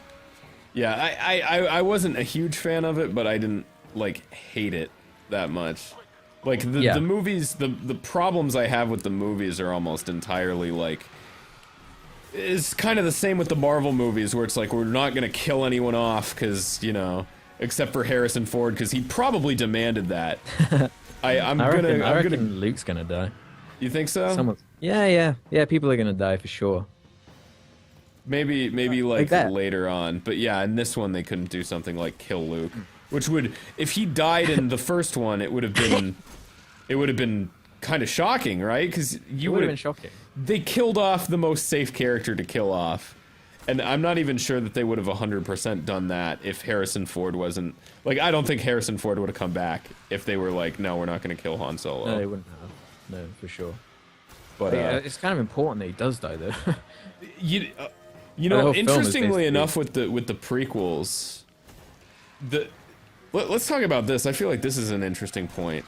With the prequels, what separates something like the Star Wars prequels from a bad movie like Batman v Superman is the Star Wars prequels have this quality where even though they're horribly executed, you see what they're going for.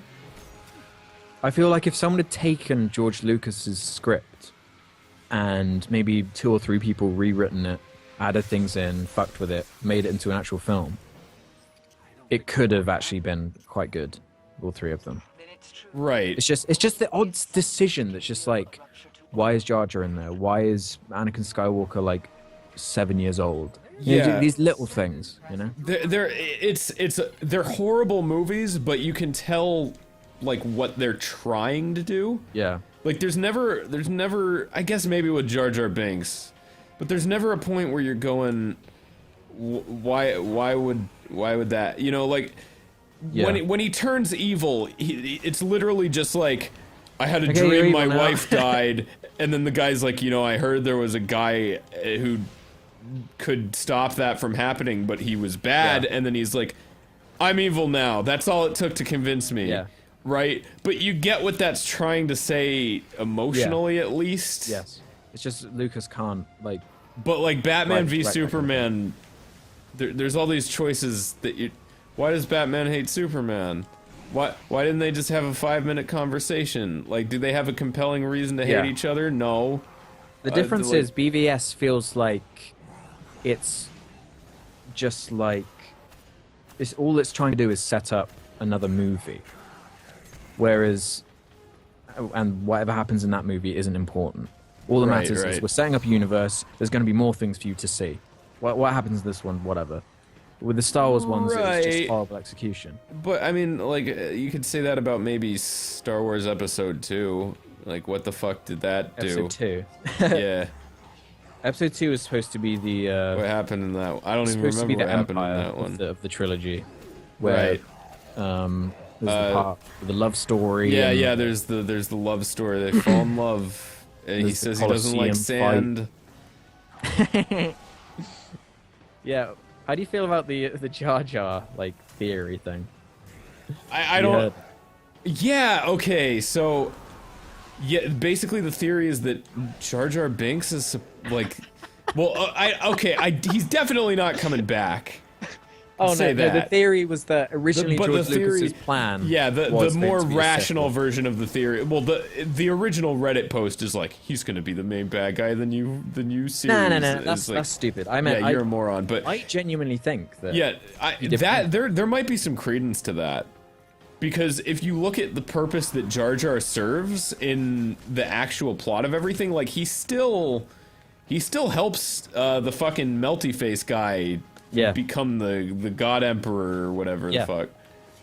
So, like, it's very possible, actually. And didn't the actor that played him, didn't he say something like, it's good to see that after all these years, people are putting the pieces together? Or is that just extremely wishful thinking on his part? That might be. Because there are like those kind of people who take it too far, but yeah, well, there's also people that, like, there's this annoying thing when you work, maybe not professional actors, but especially amateur actors, where it's like they don't realize the role that their character is supposed to play. So they're like, what if I was in more of it, you know? Yeah. Well, he just might be sour because he was Jar Jar. Right. There's a very real possibility. Just grasping at straws. Why wouldn't you be? Why wouldn't you be sour if you were fucking Jar Jar? His whole career. Do you think so? I mean, I reckon, well, think about it. If Jar Jar was a Gollum-esque character, he could have had like a career. That's true. Yeah, I guess that's right. Well, a career in that, I feel like it couldn't like destroy him, right? Because he wasn't anything before it. Well, I think he was like that's the weirdest part, is that guy was actually like apparently like a Shakespearean stage actor or something. Really? Yeah. I mean, I don't know if he's done anything in film since that, but again, he's a CGI character, right? It's not like it's his face on it. That's true. You have to really look into who Jar Jar is to... That's true. But I mean, like, say he's going to a job interview or whatever. I mean, you can always leave it off. Yeah, space. It's kind of weird because if you look at interviews with the guy, like after that theory came out, there was an interview with the guy. And he was like, yeah, when George pitched it, right, like, Jar Jar was like a fun voice I would do to make my nephews laugh and shit like that. And when you think about it like that, it kind of sort of makes sense. Like, if it was effective and he wasn't annoying, I could see him being a character the kids liked. It wasn't effective at all. It was just, they'd need to change his visual design first and change his voice for him to be, like, an actual good character, I think. He's a bit too much, you know, he steps in shit and he, like, does stupid garbage stuff. But the reason I really believe it is, like, if you watch the behind-the-scenes stuff of George Lucas making Episode 1, he's obsessed with this idea of mirroring things, like, poetically from the original trilogy. And I think what he wanted to do with Jar Jar is have him be a goofy one in the first movie and then have a sort of anti-Yoda reveal. You know, Yoda's like this silly goofball, and then he reveals himself to be the and then he's super Jedi.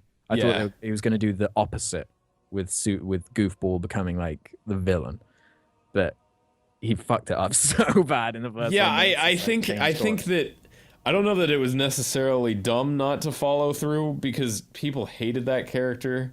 Yeah. So, well, that's why, like, randomly in the second film, like, Count Dooku just suddenly shows up and he's never been introduced or mentioned. I really Oh, do you think you that, you think that I really do think that he was planning for that. you think that it was you think he was going to be Dooku? You Well, think that that was the that sort of place in it. you maybe Because like, where did Dooku come from? well He just he shows up. does he gets appointed like first I remember someone pointing this out to me like he literally they Jar Jar becomes a fucking politician. He does. He's Which- the representative of fucking Naboo, isn't he? That only makes sense if he's like a lot smarter. You know, Yeah. that would make sense if they didn't completely scrap that. And Yeah. it's like kind of the remnants of that idea. Yeah. Because it's kind of his fault. Or he definitely plays into I don't remember the fucking Galactic Council or the politics thereof. Yeah. Which is another fucking boring movie that was All supposed three to, of them are yeah, they horrible. were a lot of bland fucking scenes. It was because it was the way it was shot. Have you seen the Plinky reviews? Like, he breaks it Yeah, down. yeah. Shot I version. feel like we're not really gonna say anything that he didn't fucking nail. But Yeah. no, the fuck. I don't know. Those movies are fascinatingly bland. That's the thing, though. I do think, at this point, I kind of like the fact that they exist. Yeah, You know, they're they're just- interesting. It's like They're looking into the interesting. mind of George Lucas. Yeah. After he made Star Wars, how does he follow it up? He thinks he's being this... Well, I feel like it's a very like it's a cautionary tale. Yeah. It, yeah. it's No one kind wants of to be like the next prequel. They right. don't want to make the next prequels. It's kind of like you'll see creators just get kind of too comfortable, I guess. Yeah. When no one questions any of their decisions and they're just allowed to do whatever they want. Yeah, yeah. I feel like another one that's kind of gone that route is Seth MacFarlane. Yeah. God. Like I don't Did you see his think- Western comedy? No. Oh my No, God, I it's didn't. awful. I kind So of fucking bad. yeah. I figure that's the worst kind of movie, by the way, is a bad comedy movie Yep. because Yeah. you can't laugh at it. Like you can No. laugh at a bad serious movie, but you can't laugh at a bad comedy movie. No. Well, you just feel like an asshole if you do. Yeah. It is so fucking bad. And how do you feel about like Ted and Ted 2 and stuff? I think I saw the first Ted. Yeah. That statement should kind of fill you in on how I felt about it. It's like it could work as a 10-minute skit, you know? Right. But it's just I don't this- remember it being particularly horrible, but I don't remember It's not horrible. anything It's just about like it either. it's so Seth MacFarlane-y. Yeah, yeah.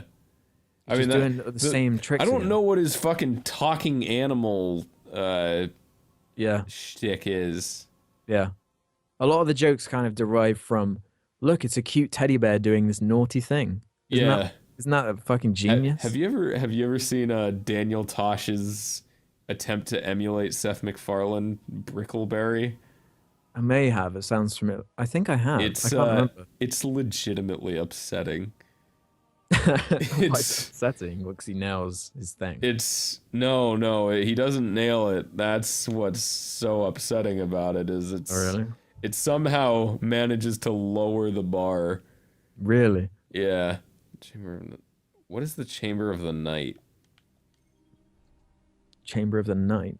Yeah, I think I've got. Oh, is that a mission? Yeah. Oh wait.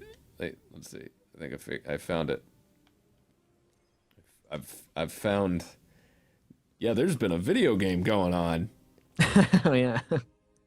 Not that anyone comes here for the gameplay, because Lord knows I'm not. I'm not the best video gamist in the world. But then again, who is? Do you think being good at video games is just a concept up to a point? Yes. Like, there's definitely games that are designed around skill. Yeah. And then there's Sure. ones like I'm not really sure you can really be all that good at like Destiny. No. I'm You can be good at like cheesing the multiplayer. Right. But yeah, I don't.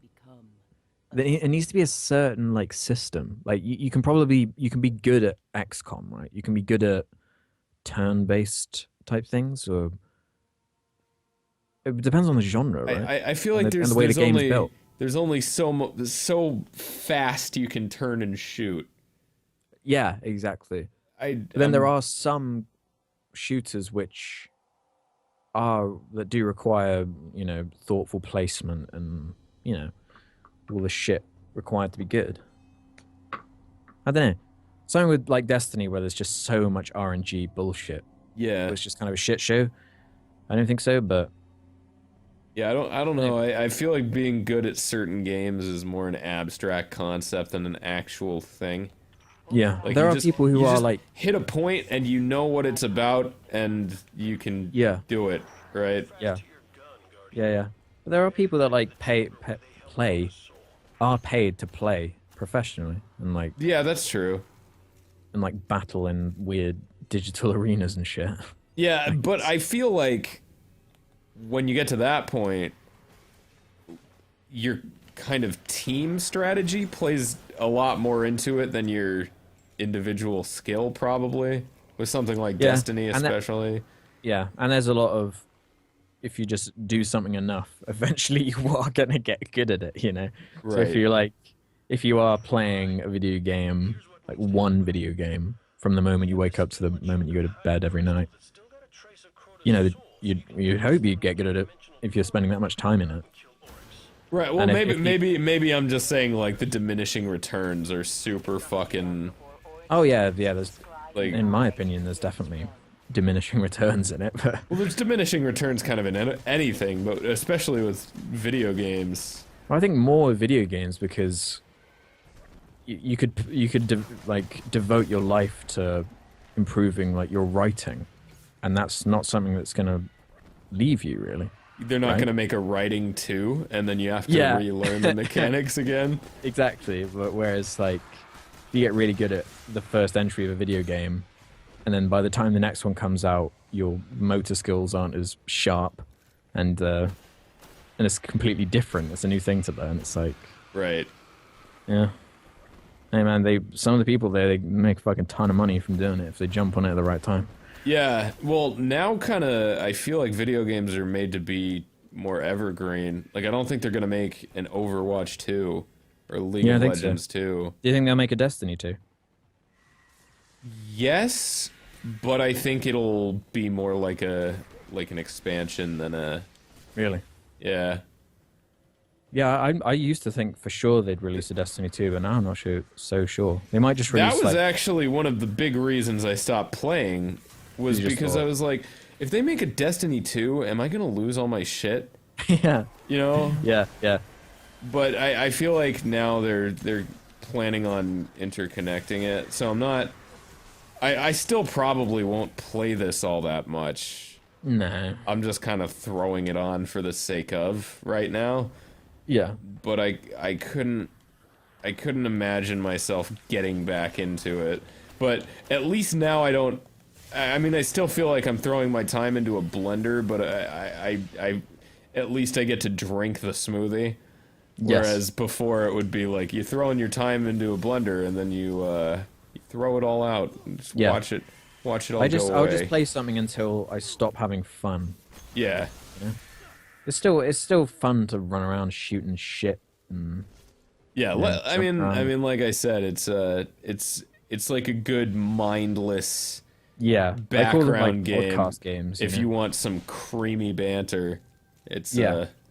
it's a good innocuous thing that you don't have to pay too much attention to. Yeah. Because I've found with stream games, the worst kinds of games that I can play are puzzle games or I actually had trouble with the new Doom because apparently it gets a little more linear later on, but the first area you have to do like the key card thing, like the original Doom. Oh yeah. And it's yeah, like I got when that you're far. devoting all your attention to a conversation, you lose track of where you've been on that fucking yeah. map really fast.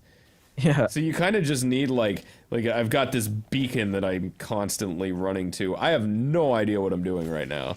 Like, I'm sure if I was paying more attention, I would, but I literally have no idea what the objective of this mission is. What, in Destiny? Yeah. This one you have to go... I'm trying to remember which one this is. You're like going underground to get some MacGuffin, basically. I think. It's probably a good estimation. I think it is, I remember. I remember way too much shit about this. Is that like your lizard brain talent? Is you remember the plot it's like... to every... I'm a little concerned because that would actually match up pretty well with what you've demonstrated. No, it's because I made a video about base Destiny and I made a video about the Taken King. So like when it's in the premiere timeline, it just sinks in when you write about it too well. Yeah, I'm ashamed. I know it better than a bunch of people that actually like love the game. Right. And then you put you next to someone like me who's like, oh yeah, I think I have no clue what is happening right now.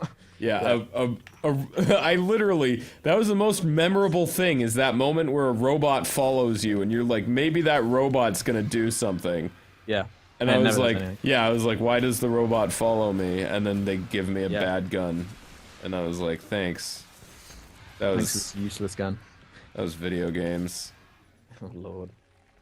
I guess when you do, you know, write stuff, you always try to remember like the little details so you can be like, I saw it coming, you know? Yeah. So maybe I clung on to that way too hard because I thought it was gonna be a big reveal later. So I was like, I'm gonna remember that little moment because it was... Well, that's because you're probably used to stories that actually have like a payoff and setups normally mean something. Yeah. So that's like not unfair of you to expect. Almost like undoubtedly though that character probably was going to do something originally, but they just ran out of time. Yeah. Because the first Destiny was made in 1 year, despite all that prep. Like the actual game was put together in 1 year. Yeah. Wow. Because like behind the scenes, the team just collapsed, and then once they like got everything back together, they had 1 year to hit the deadline, and that's why the game is just like this weird shell with no content really. Yeah, that is a great way to describe it. And since then, I'm pretty sure that most of the people working at Bungie have just been working on a sequel or something huge, and they've just had small teams working on these expansions to try and prove themselves for the next one. I mean, that's what I'm hoping. Yeah. If it's the same shit again, then man. I hope they have like the space battles and... Yeah, because it just seems like so bare. You have 4 different types of alien race things, which in the 3rd year of the game, well 5, I guess, technically, which is like reused assets, but in 3 years... Even some of the ones that exist are kind of reused asset-y. Like, ball that shoots lasers, they all have one. Yeah, that's what I mean. Like, for a game that they expect you to sink all your time into, you'd expect them to sort of offer up a variety of some sense. Like, I don't know, put some fucking spikes on a dude, or wings. Do you think that there's anybody who's played Destiny longer than, like, the lead developer has worked on it? Yes. The community for this game is fucking insane. It's insane. They're obsessed with it. They're obsessed with the lore, the backstory, every weapon has its own story and shit. It's like, God. I mean, if you want to do that, good for you, but like, God. You really have to search for it. I couldn't see somebody like that, though, like that needs to know the lore of every weapon. I couldn't see them really taking a liking to this game because it's so shallow on a surface level. But the game offers enough repetitive systems. Like the people that I know that like this game are kind of like the Call of Duty, like bro, fucking Destiny. Yeah. I'm interested by that. Really? Yeah. Because it's just, I mean, it's I guess like the kind of same as like the Halo crowd, right? But minus the taste. Yeah. So like Halo kind of had a mixed bag of like those like bro kind of guys, and and then also there was like the community of people that like genuinely was interested in it. Like that's the thing, is Halo works on a lot of different layers. I feel like this game only kind of works on one. Yeah, that is basically the problem. And now now Halo doesn't really appeal to that other crowd. Yeah, but yeah, the people I know that are really into Destiny are like the kind of people that don't really play. I mean, they play video games, but they get maybe 2 video games a year. Okay. Just I suppose like that can make sense. The then, like I only play COD and Madden kind of crowd. I suppose on a level, Destiny has enough going on, just purely in terms of there are loads of different cycles and systems you can constantly be feeding into, which I suppose people can get addicted to. Like getting a little bit of XP for this thing over here and leveling up guns and shit. You know, that's crack to some people. Right. So I guess that's enough. The idea that you're like progressing, you're watching a little bar fill up all the time. Yeah. You're never not doing that. People. Yeah. And I do think the art design of the game is quite good. Yeah, like if you look at the, there are aspects of it that are fine. Like the skyboxes in particular. I don't know why I've noticed that in particular, but it was after I played Halo 5 where there was absolutely no art style to the game at all. It just really stands out in this game over it. It's such a mess, that fucking game. I do want to make a video on it. Yeah, I mean, might not be completely too late. Yeah, that's the thing. It's just completely irrelevant and no one cares, but yeah, that's with like microtransactions especially. I yep, feel my like game's built around it too. Yeah, I feel like that's about as shitty as microtransactions can be, because you know they're gonna make a Halo 6. Oh, for sure. So what the fuck happens to like all the stuff that you spent all that fake money trying to get? Does it carry over? If it carries over. No, it just resets it. Yeah. But is this thing? I thought this thing was called a dildo A, but it's called a Dido, and I can't pick it up because my butthole's full. My butthole's full of Dido. I'm gonna have to see what the fuck you're talking about in a Yeah, second. it's just an engram for a weapon that I walked over. It's called a Dido. They improved the... Oh, yeah. Read it as dildo. Mom and dildo. Man, these fucking bosses are a nightmare to fight alone. Yeah, they are. They're really difficult. It's not even necessarily difficult, it's just I fucking have to keep running around, and it's not fun. He's got 1,000,000 health, so yeah. Do you remember Bungie's previous boss design in like Halo 2 though? Very vaguely. It was. It's so fucking awful. Well, they had like the scarabs in Halo 3. Oh, the scarabs are cool, but which were kind of like bosses. They weren't like a dude that you fought, but they were kind of like boss battles. Yeah. Well, those were actually kind of cool because you could kind of do what you wanted to take them down, but. And of course, I'm using the cut a bitch power, so I use my ult and it gets me slaughtered. Oh, you should be able to get the new power. Oh. That was in that DLC where you have a bow and arrow. Should I? I don't see it. Where do you get it? Oh, you don't have it yet. You have to do a mission and then you unlock it. Probably this mission. I told you to do that earlier. It's not this mission. I remember it. Is it an easy mission? Oh, it's super easy. Yeah. I could totally fucking drop out of this because I don't see myself. You're right. At the end of boss. this mission. Yeah, I know, but I just see myself fucking struggling on this boss, and it's also 6:23 a.m. Oh me, yeah, shit. So forgot about that. Yeah, let's. How the fuck you awake? How are you alive? It's called being a monster person. All right. How do I get this thing? Okay, you'll have to go on to. Oh, it's really hard to explain, I think. Did you pick up when you were in the tower? Did you pick up every quest? Just go into your quest menu. All right. trying to remember which planet. I think it's on Venus, actually. Just go onto the Venus map and see if you have a Taken King mission there. All right. Set Does it say one's there? For Venus. Yeah. Wait. What was the description? Yeah, a ranger lost. That's the one. Then you can get the new panel. Is it dank? Would you describe it personally? I've never described anything in my life dank? as dank, so no. So that wouldn't be the first thing you'd describe as dank. What Wouldn't be the first. What would it take to get you to describe your first noun as dank? Using dank as a prefix adjective. I use dank in a different way. I think dank as in sort of dingy and gross, like a dank cave or something. I'm liking the mental image that I'm giving myself of a dank cave. God damn it! You know what I mean? I know, but I'm purposely choosing to. That's the actual definition. Yeah. Unpleasantly damp and cold. That's what it actually means. Yeah, I have no idea how that one.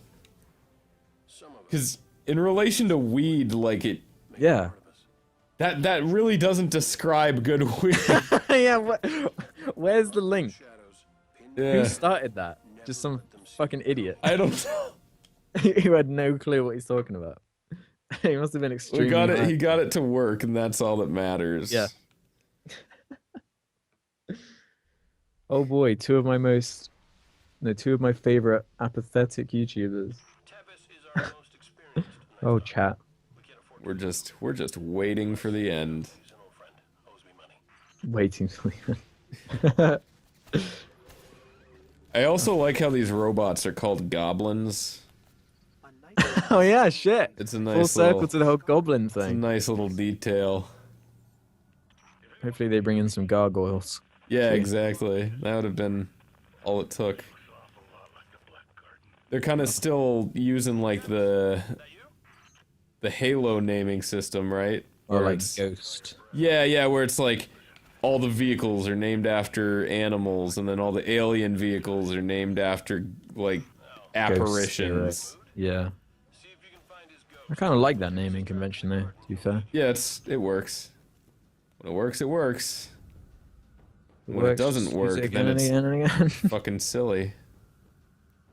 I just like the idea that this is technically a game where you fight goblins. It's because they were trying to make it a science fiction sort of fantasy thing at the same time. Like some of the armor is like really inspired by fantasy kind of shit. Right. Yeah, that but then they makes also sense. wanted to make it science fiction, which I guess is unique. There isn't too much science fiction stuff that does that. I mean, I suppose you'll see that a lot in like, you know, your Mass Effects and your stuff where it's like they're elves but in space. Basically, yeah. Blue sex elves. Yeah. With squids on their head. Yeah. They'd have to mate outside their species. Convenient for you. It's very convenient for you. Actually, Mass Effect was one which kind of balanced the whole. You know, the world's going to be destroyed. Yeah, outside of the whole like shitting the bath at the end, but I mean, I think that was the whole point, right? Is like almost always when it's like, this is the universe. Yeah, it's almost always But it doesn't make that series irredeemable, though. No, I wouldn't say. I would even say, okay, when I first beat that game, I didn't watch any of the other endings. Oh, so yeah. if you don't watch the other endings and you don't find out that nothing matters, did you play it when it first came out? Just like real life. If you don't think about it to the point where you realize that nothing matters, you'll be happier with it. Did you play Mass Effect 3 like on launch day? Yeah. When it first came out. Yeah, here's the thing with that. It came out on a Tuesday in America, but Friday in the UK. So people in America were just starting to finish it as it came out in the UK, so I was hearing rumblings about the ending. Oh, right. Which kind of fucked the whole perception of it. Yeah. Go in with the expectation of, like, I guess if you're like building up that fucking galactic readiness and you know like it's pointless. Yeah. You'd Like, kinda I didn't be know like, exactly what happened, but I'd heard from someone that, like, people were a bit upset about the ending. I was like, oh, okay. Let's see then. I was like, it took me a while to process what I didn't like about it. yeah, I don't love it, but I don't hate it quite as much as everybody else. Like, I don't think it ruins that game. But at the same time, maybe it does, because I wouldn't want to play that game again. Yeah. So, It makes everything feel pointless. yeah. It's just really strange. It's a really strange decision. They go for this weird, almost like trying to be artistic ending thing. Yeah. In a game that's supposed to be about choice. That would have been. I feel like that ending would have been fine if it was like one of 4 endings or something. Right. But the slogan for the game was "Take Back Earth," with all this like crazy shepherd fighting on Earth, CG cutscenes and stuff. And then in the game, there's like none of that at all. You don't take back Earth, and if you do, it's in the most backwards way possible. It's by destroying all technology that's ever been invented. Right. Basically, so it's like I don't want that. That's terrible. Remember handwritten letters? Whatever happened? What if you're upset at someone, you write them an angry letter? No, I was just fucking talking about like just shit you'd see inspirational quotes on Instagram or whatever. Oh yeah, shit. God. Remember handwritten letters? What happened to real romance? Here's a What happened to picture of reading my books? latte. Fuck off. Pumpkin spice. Yeah, I've never partaken, but What, in the pumpkin spice? yeah, no, I've literally never I've never had it either. taken one sip I was of. hoping you had so you could. Yeah, no, advice. and I'm not a white girl. I don't by the moonlight. I don't transform into a yoga pants wearing fucking Instagram, Snapchat using ass, flower crown, basic bitch. Just imagining you just asking the. I'd really Plus prefer if you Starbucks. didn't imagine that, what you're imagining right now. Rather you didn't have that image of me. No. Can you please pretend I'm the person at Starbucks and you have to ask for a pumpkin spice latte? How would you do it? Well, I don't think I can properly convey not making eye contact just purely through speech. Well, you got to try it. Okay. If I'm being like completely 100% real, let's get uncharacteristically real for a second here. If I were to actually order a pumpkin spice latte, like if I had to do it, I'd be like, hey, can I get one of those the pumpkin? Like I don't know why, but I feel like my instinct would be to like play up how little I know about it. Yeah. Like that would be my defense mechanism. Like you've heard of it Like offhand. yeah, like It makes you innocent. Yeah, exactly. Like I don't know. This is a white girl thing. I'm just ordering. I've heard good things about it from a person, a human being. Said you got to try this thing. I don't even really know And they what say, it "Oh, is, is that your or the girlfriend?" connotations related thereof. What about when the person serving says, "Oh, is that for your girlfriend? You getting her a coffee?" I'd be like, yes. Yeah. That'd be a definite yes. It's okay. So, what's her name then? I'll write it on the side. Lila. Lila. Yeah. Oh, Lila. Enjoy your pumpkin. You fag. He just screams it at you as you're fucking leaving.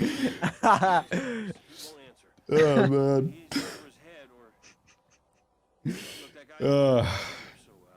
A nightmare we live in. Where a man can't even... It's a pumpkin.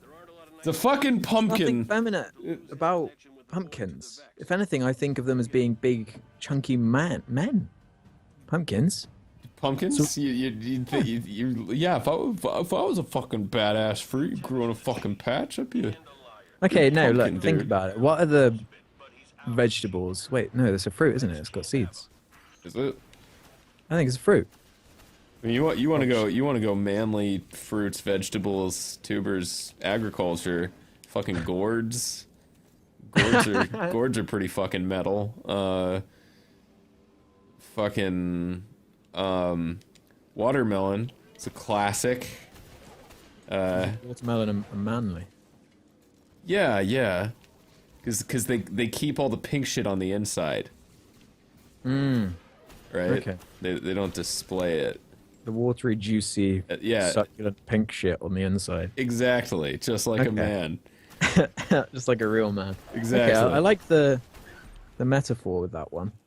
Right. I didn't know if it's just a big football-looking thing. Yeah. Is quite the manliest. I suppose if it is, it looks like a rugby ball, so Yeah. that is quite manly, actually. Okay, I'll give you that one. What about a banana? I wouldn't say Phallic? not manly, but it depends on the kind of man you are. Let's just. Okay, what's an effeminate fruit then? Cherries for sure.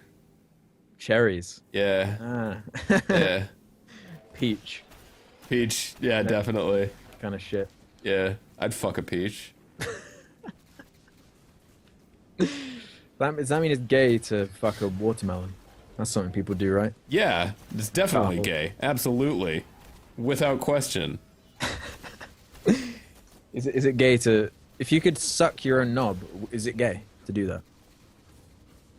That depends if you're deriving oral pleasure from it. If you Well, bust why in your else- mouth, why it's else gay. would you be- If you Why bust in else your would mouth, you- it's gay. Why else would you do it if you weren't doing it for pleasure? Well, no. I'm saying like if your top half is enjoying it, then it's Okay. gay. If it's just for your dick, then no. Then it's a talent, one that I wish I had. But I it's feel not like everyone gay. says they wish they could do it, but when you think about the practicality of it, I don't Sucking think... your own dick. Yeah. I don't feel like even if you could do it, you'd do it very often. Let's just put it that way. I feel like what I'd do is I'd start sucking my own dick, and then I'd get up, I'd put my legs out, and I'd get up on my hands, and I'd walk around the house. Just sucking away. Yeah, just going to town. Okay. Maybe you're turning me around on it. I feel like there's enough that you could do with it to where even if you never applied it, it's still a good talent to have. Yeah. Have you seen there's some company who's developing like sex robots or something? And they like made a public service announcement like, I don't know if we can finish this because I think it will ruin society. Oh yeah? Yeah, Something like- well I knew that the feminists got super angry about it. Really? Because it's a thing and it exists on planet Earth. So of course the feminists are super angry about it. But no, they were like you're replacing women with objects. It's Fuck you. the very definition of objectification is I think the argument, if I have it right. Yeah. Yeah, they can complain about it while they're fucking their man sex robot thing, Yeah, exactly. which just has a dick instead of a fuck Yeah, hole. that's I don't know if I'd be comfortable with It's that. a little weird. I don't know if I'd be comfortable with sex robots. I'm gonna be honest. Not sure if I can get down with that. Well, I mean, if the pussy on him was good enough, it could be comfortable. But yeah, no, Could no. be comfortable, but like the shame you already feel afterwards. I think that's a Imagine purely it. British thing. Imagine it after fucking a robot. Yeah, I guess in that instance. Yeah, I fucking God. Okay, my girlfriend got me this fleshlight. Yeah. Because it was like we ordered some stuff from a thing for doing things to each other, but they were like, we'll throw in a free item. So Oh, they threw in a free flashlight. yeah, it's like this is like the one and only fucking time I've ever felt ashamed masturbating. And even then, not ashamed enough to not tell everyone about it. But yeah, Yeah, you so can't be that ashamed. it's this. I don't know if it's just because it's a cheap fleshlight, but it's like it's this fucking transparent thing that looks like it's got like a mouth, and it's like this it's a mouth, clear is it? plastic, like rubber thing with a mouth, and my dick was like popping out of the back of it, and she was like just Really? watching. She was just watching me try to fucking like fuck this thing, and like the like head of my dick, which unlike your sinful hooded thing is you know, immaculately circumcised. So just this thing fucking prairie dogging out of the back end of this fucking thing. Oh, and it was just like. I've never felt so judged in my life. Just What the fuck? I as don't even know where to begin with that one.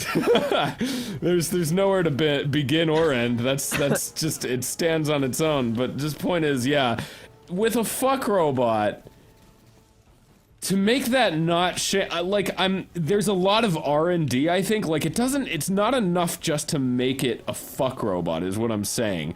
That was the roundabout moral of the story is, you know, I'm sure that this thing in all practicality was fine, but it's like it was so fucking weird that it's like I couldn't do it right. So it's like if you got a sex robot, yeah, a lot of it would probably be like negating that shame, you know? Like you'd really have to, because they already have like real dolls and shit. But why do you need a sex robot, not a real doll? Because a real doll it's not enjoying it. You can like it's always got the same facial expression, you know? Like that's Not what pretending to enjoy it, at least. Yeah, exactly. Like a sex robot might be able to. Yeah, you have to make a sex robot that makes it feel like you're doing a good job. Yeah, that would be important, wouldn't it? Yeah, that'd be And that feel and sound like they're enjoying it too. right. Okay. Yeah.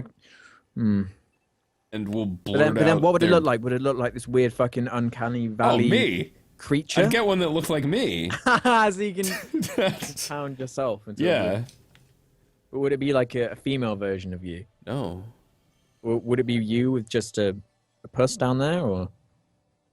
No, it'd just be. So it would just be you. me. So there'd be a schlonger there, too. Yeah. Okay. And then we'd both suck each other off, and I'd grab his feet, and he'd grab mine, and then we'd you make contort that- and cartwheel through the house. Can you take a picture of that and make it your new like Twitter profile picture thing? Yeah, it would be. I think it would be almost like poetic, right? No, Yeah. okay. Here's what I'd do. I'd get me, but black, and then I'd take that picture, and it would look like a yin yang, and I would seem super zen, and also not racist. Yeah, that you can. Then you can be as racist as you want. Exactly. Points to the You thing have and say, that. I'm not racist. I have a black sex robot of myself that I regularly fuck. There's projections on like 3 different levels there. It's definitely not racist, but it is something. Forget about inside being left to interpretation. This is the real. Yeah, shit this right here. this is the real. Sex robot. Oh, God, yeah, they're so complex. But yeah, I should probably flop off. So it has been a joy, and I think we got to the place we needed to get by the end of that. Definitely. Like on an interpersonal level, and Yeah, just yeah. as far as the universe is concerned, I feel like we figured a lot out. Lots of topics were covered. Yes, exactly. Lots of bellies were covered in what I assume is post-stream ejaculate, and yeah, it's been great. So if you haven't checked this fellow out, I Hate Everything on YouTube. You should look him up. He's not fond of many things, You'll I think that's fair to say. You'll really be blown away by all the things that that he's I not don't like. Yeah, it's impressive. Yeah, man. If you wanna, join my misery, Yeah. join in. Anyway, that's the stream. Bye. Bye.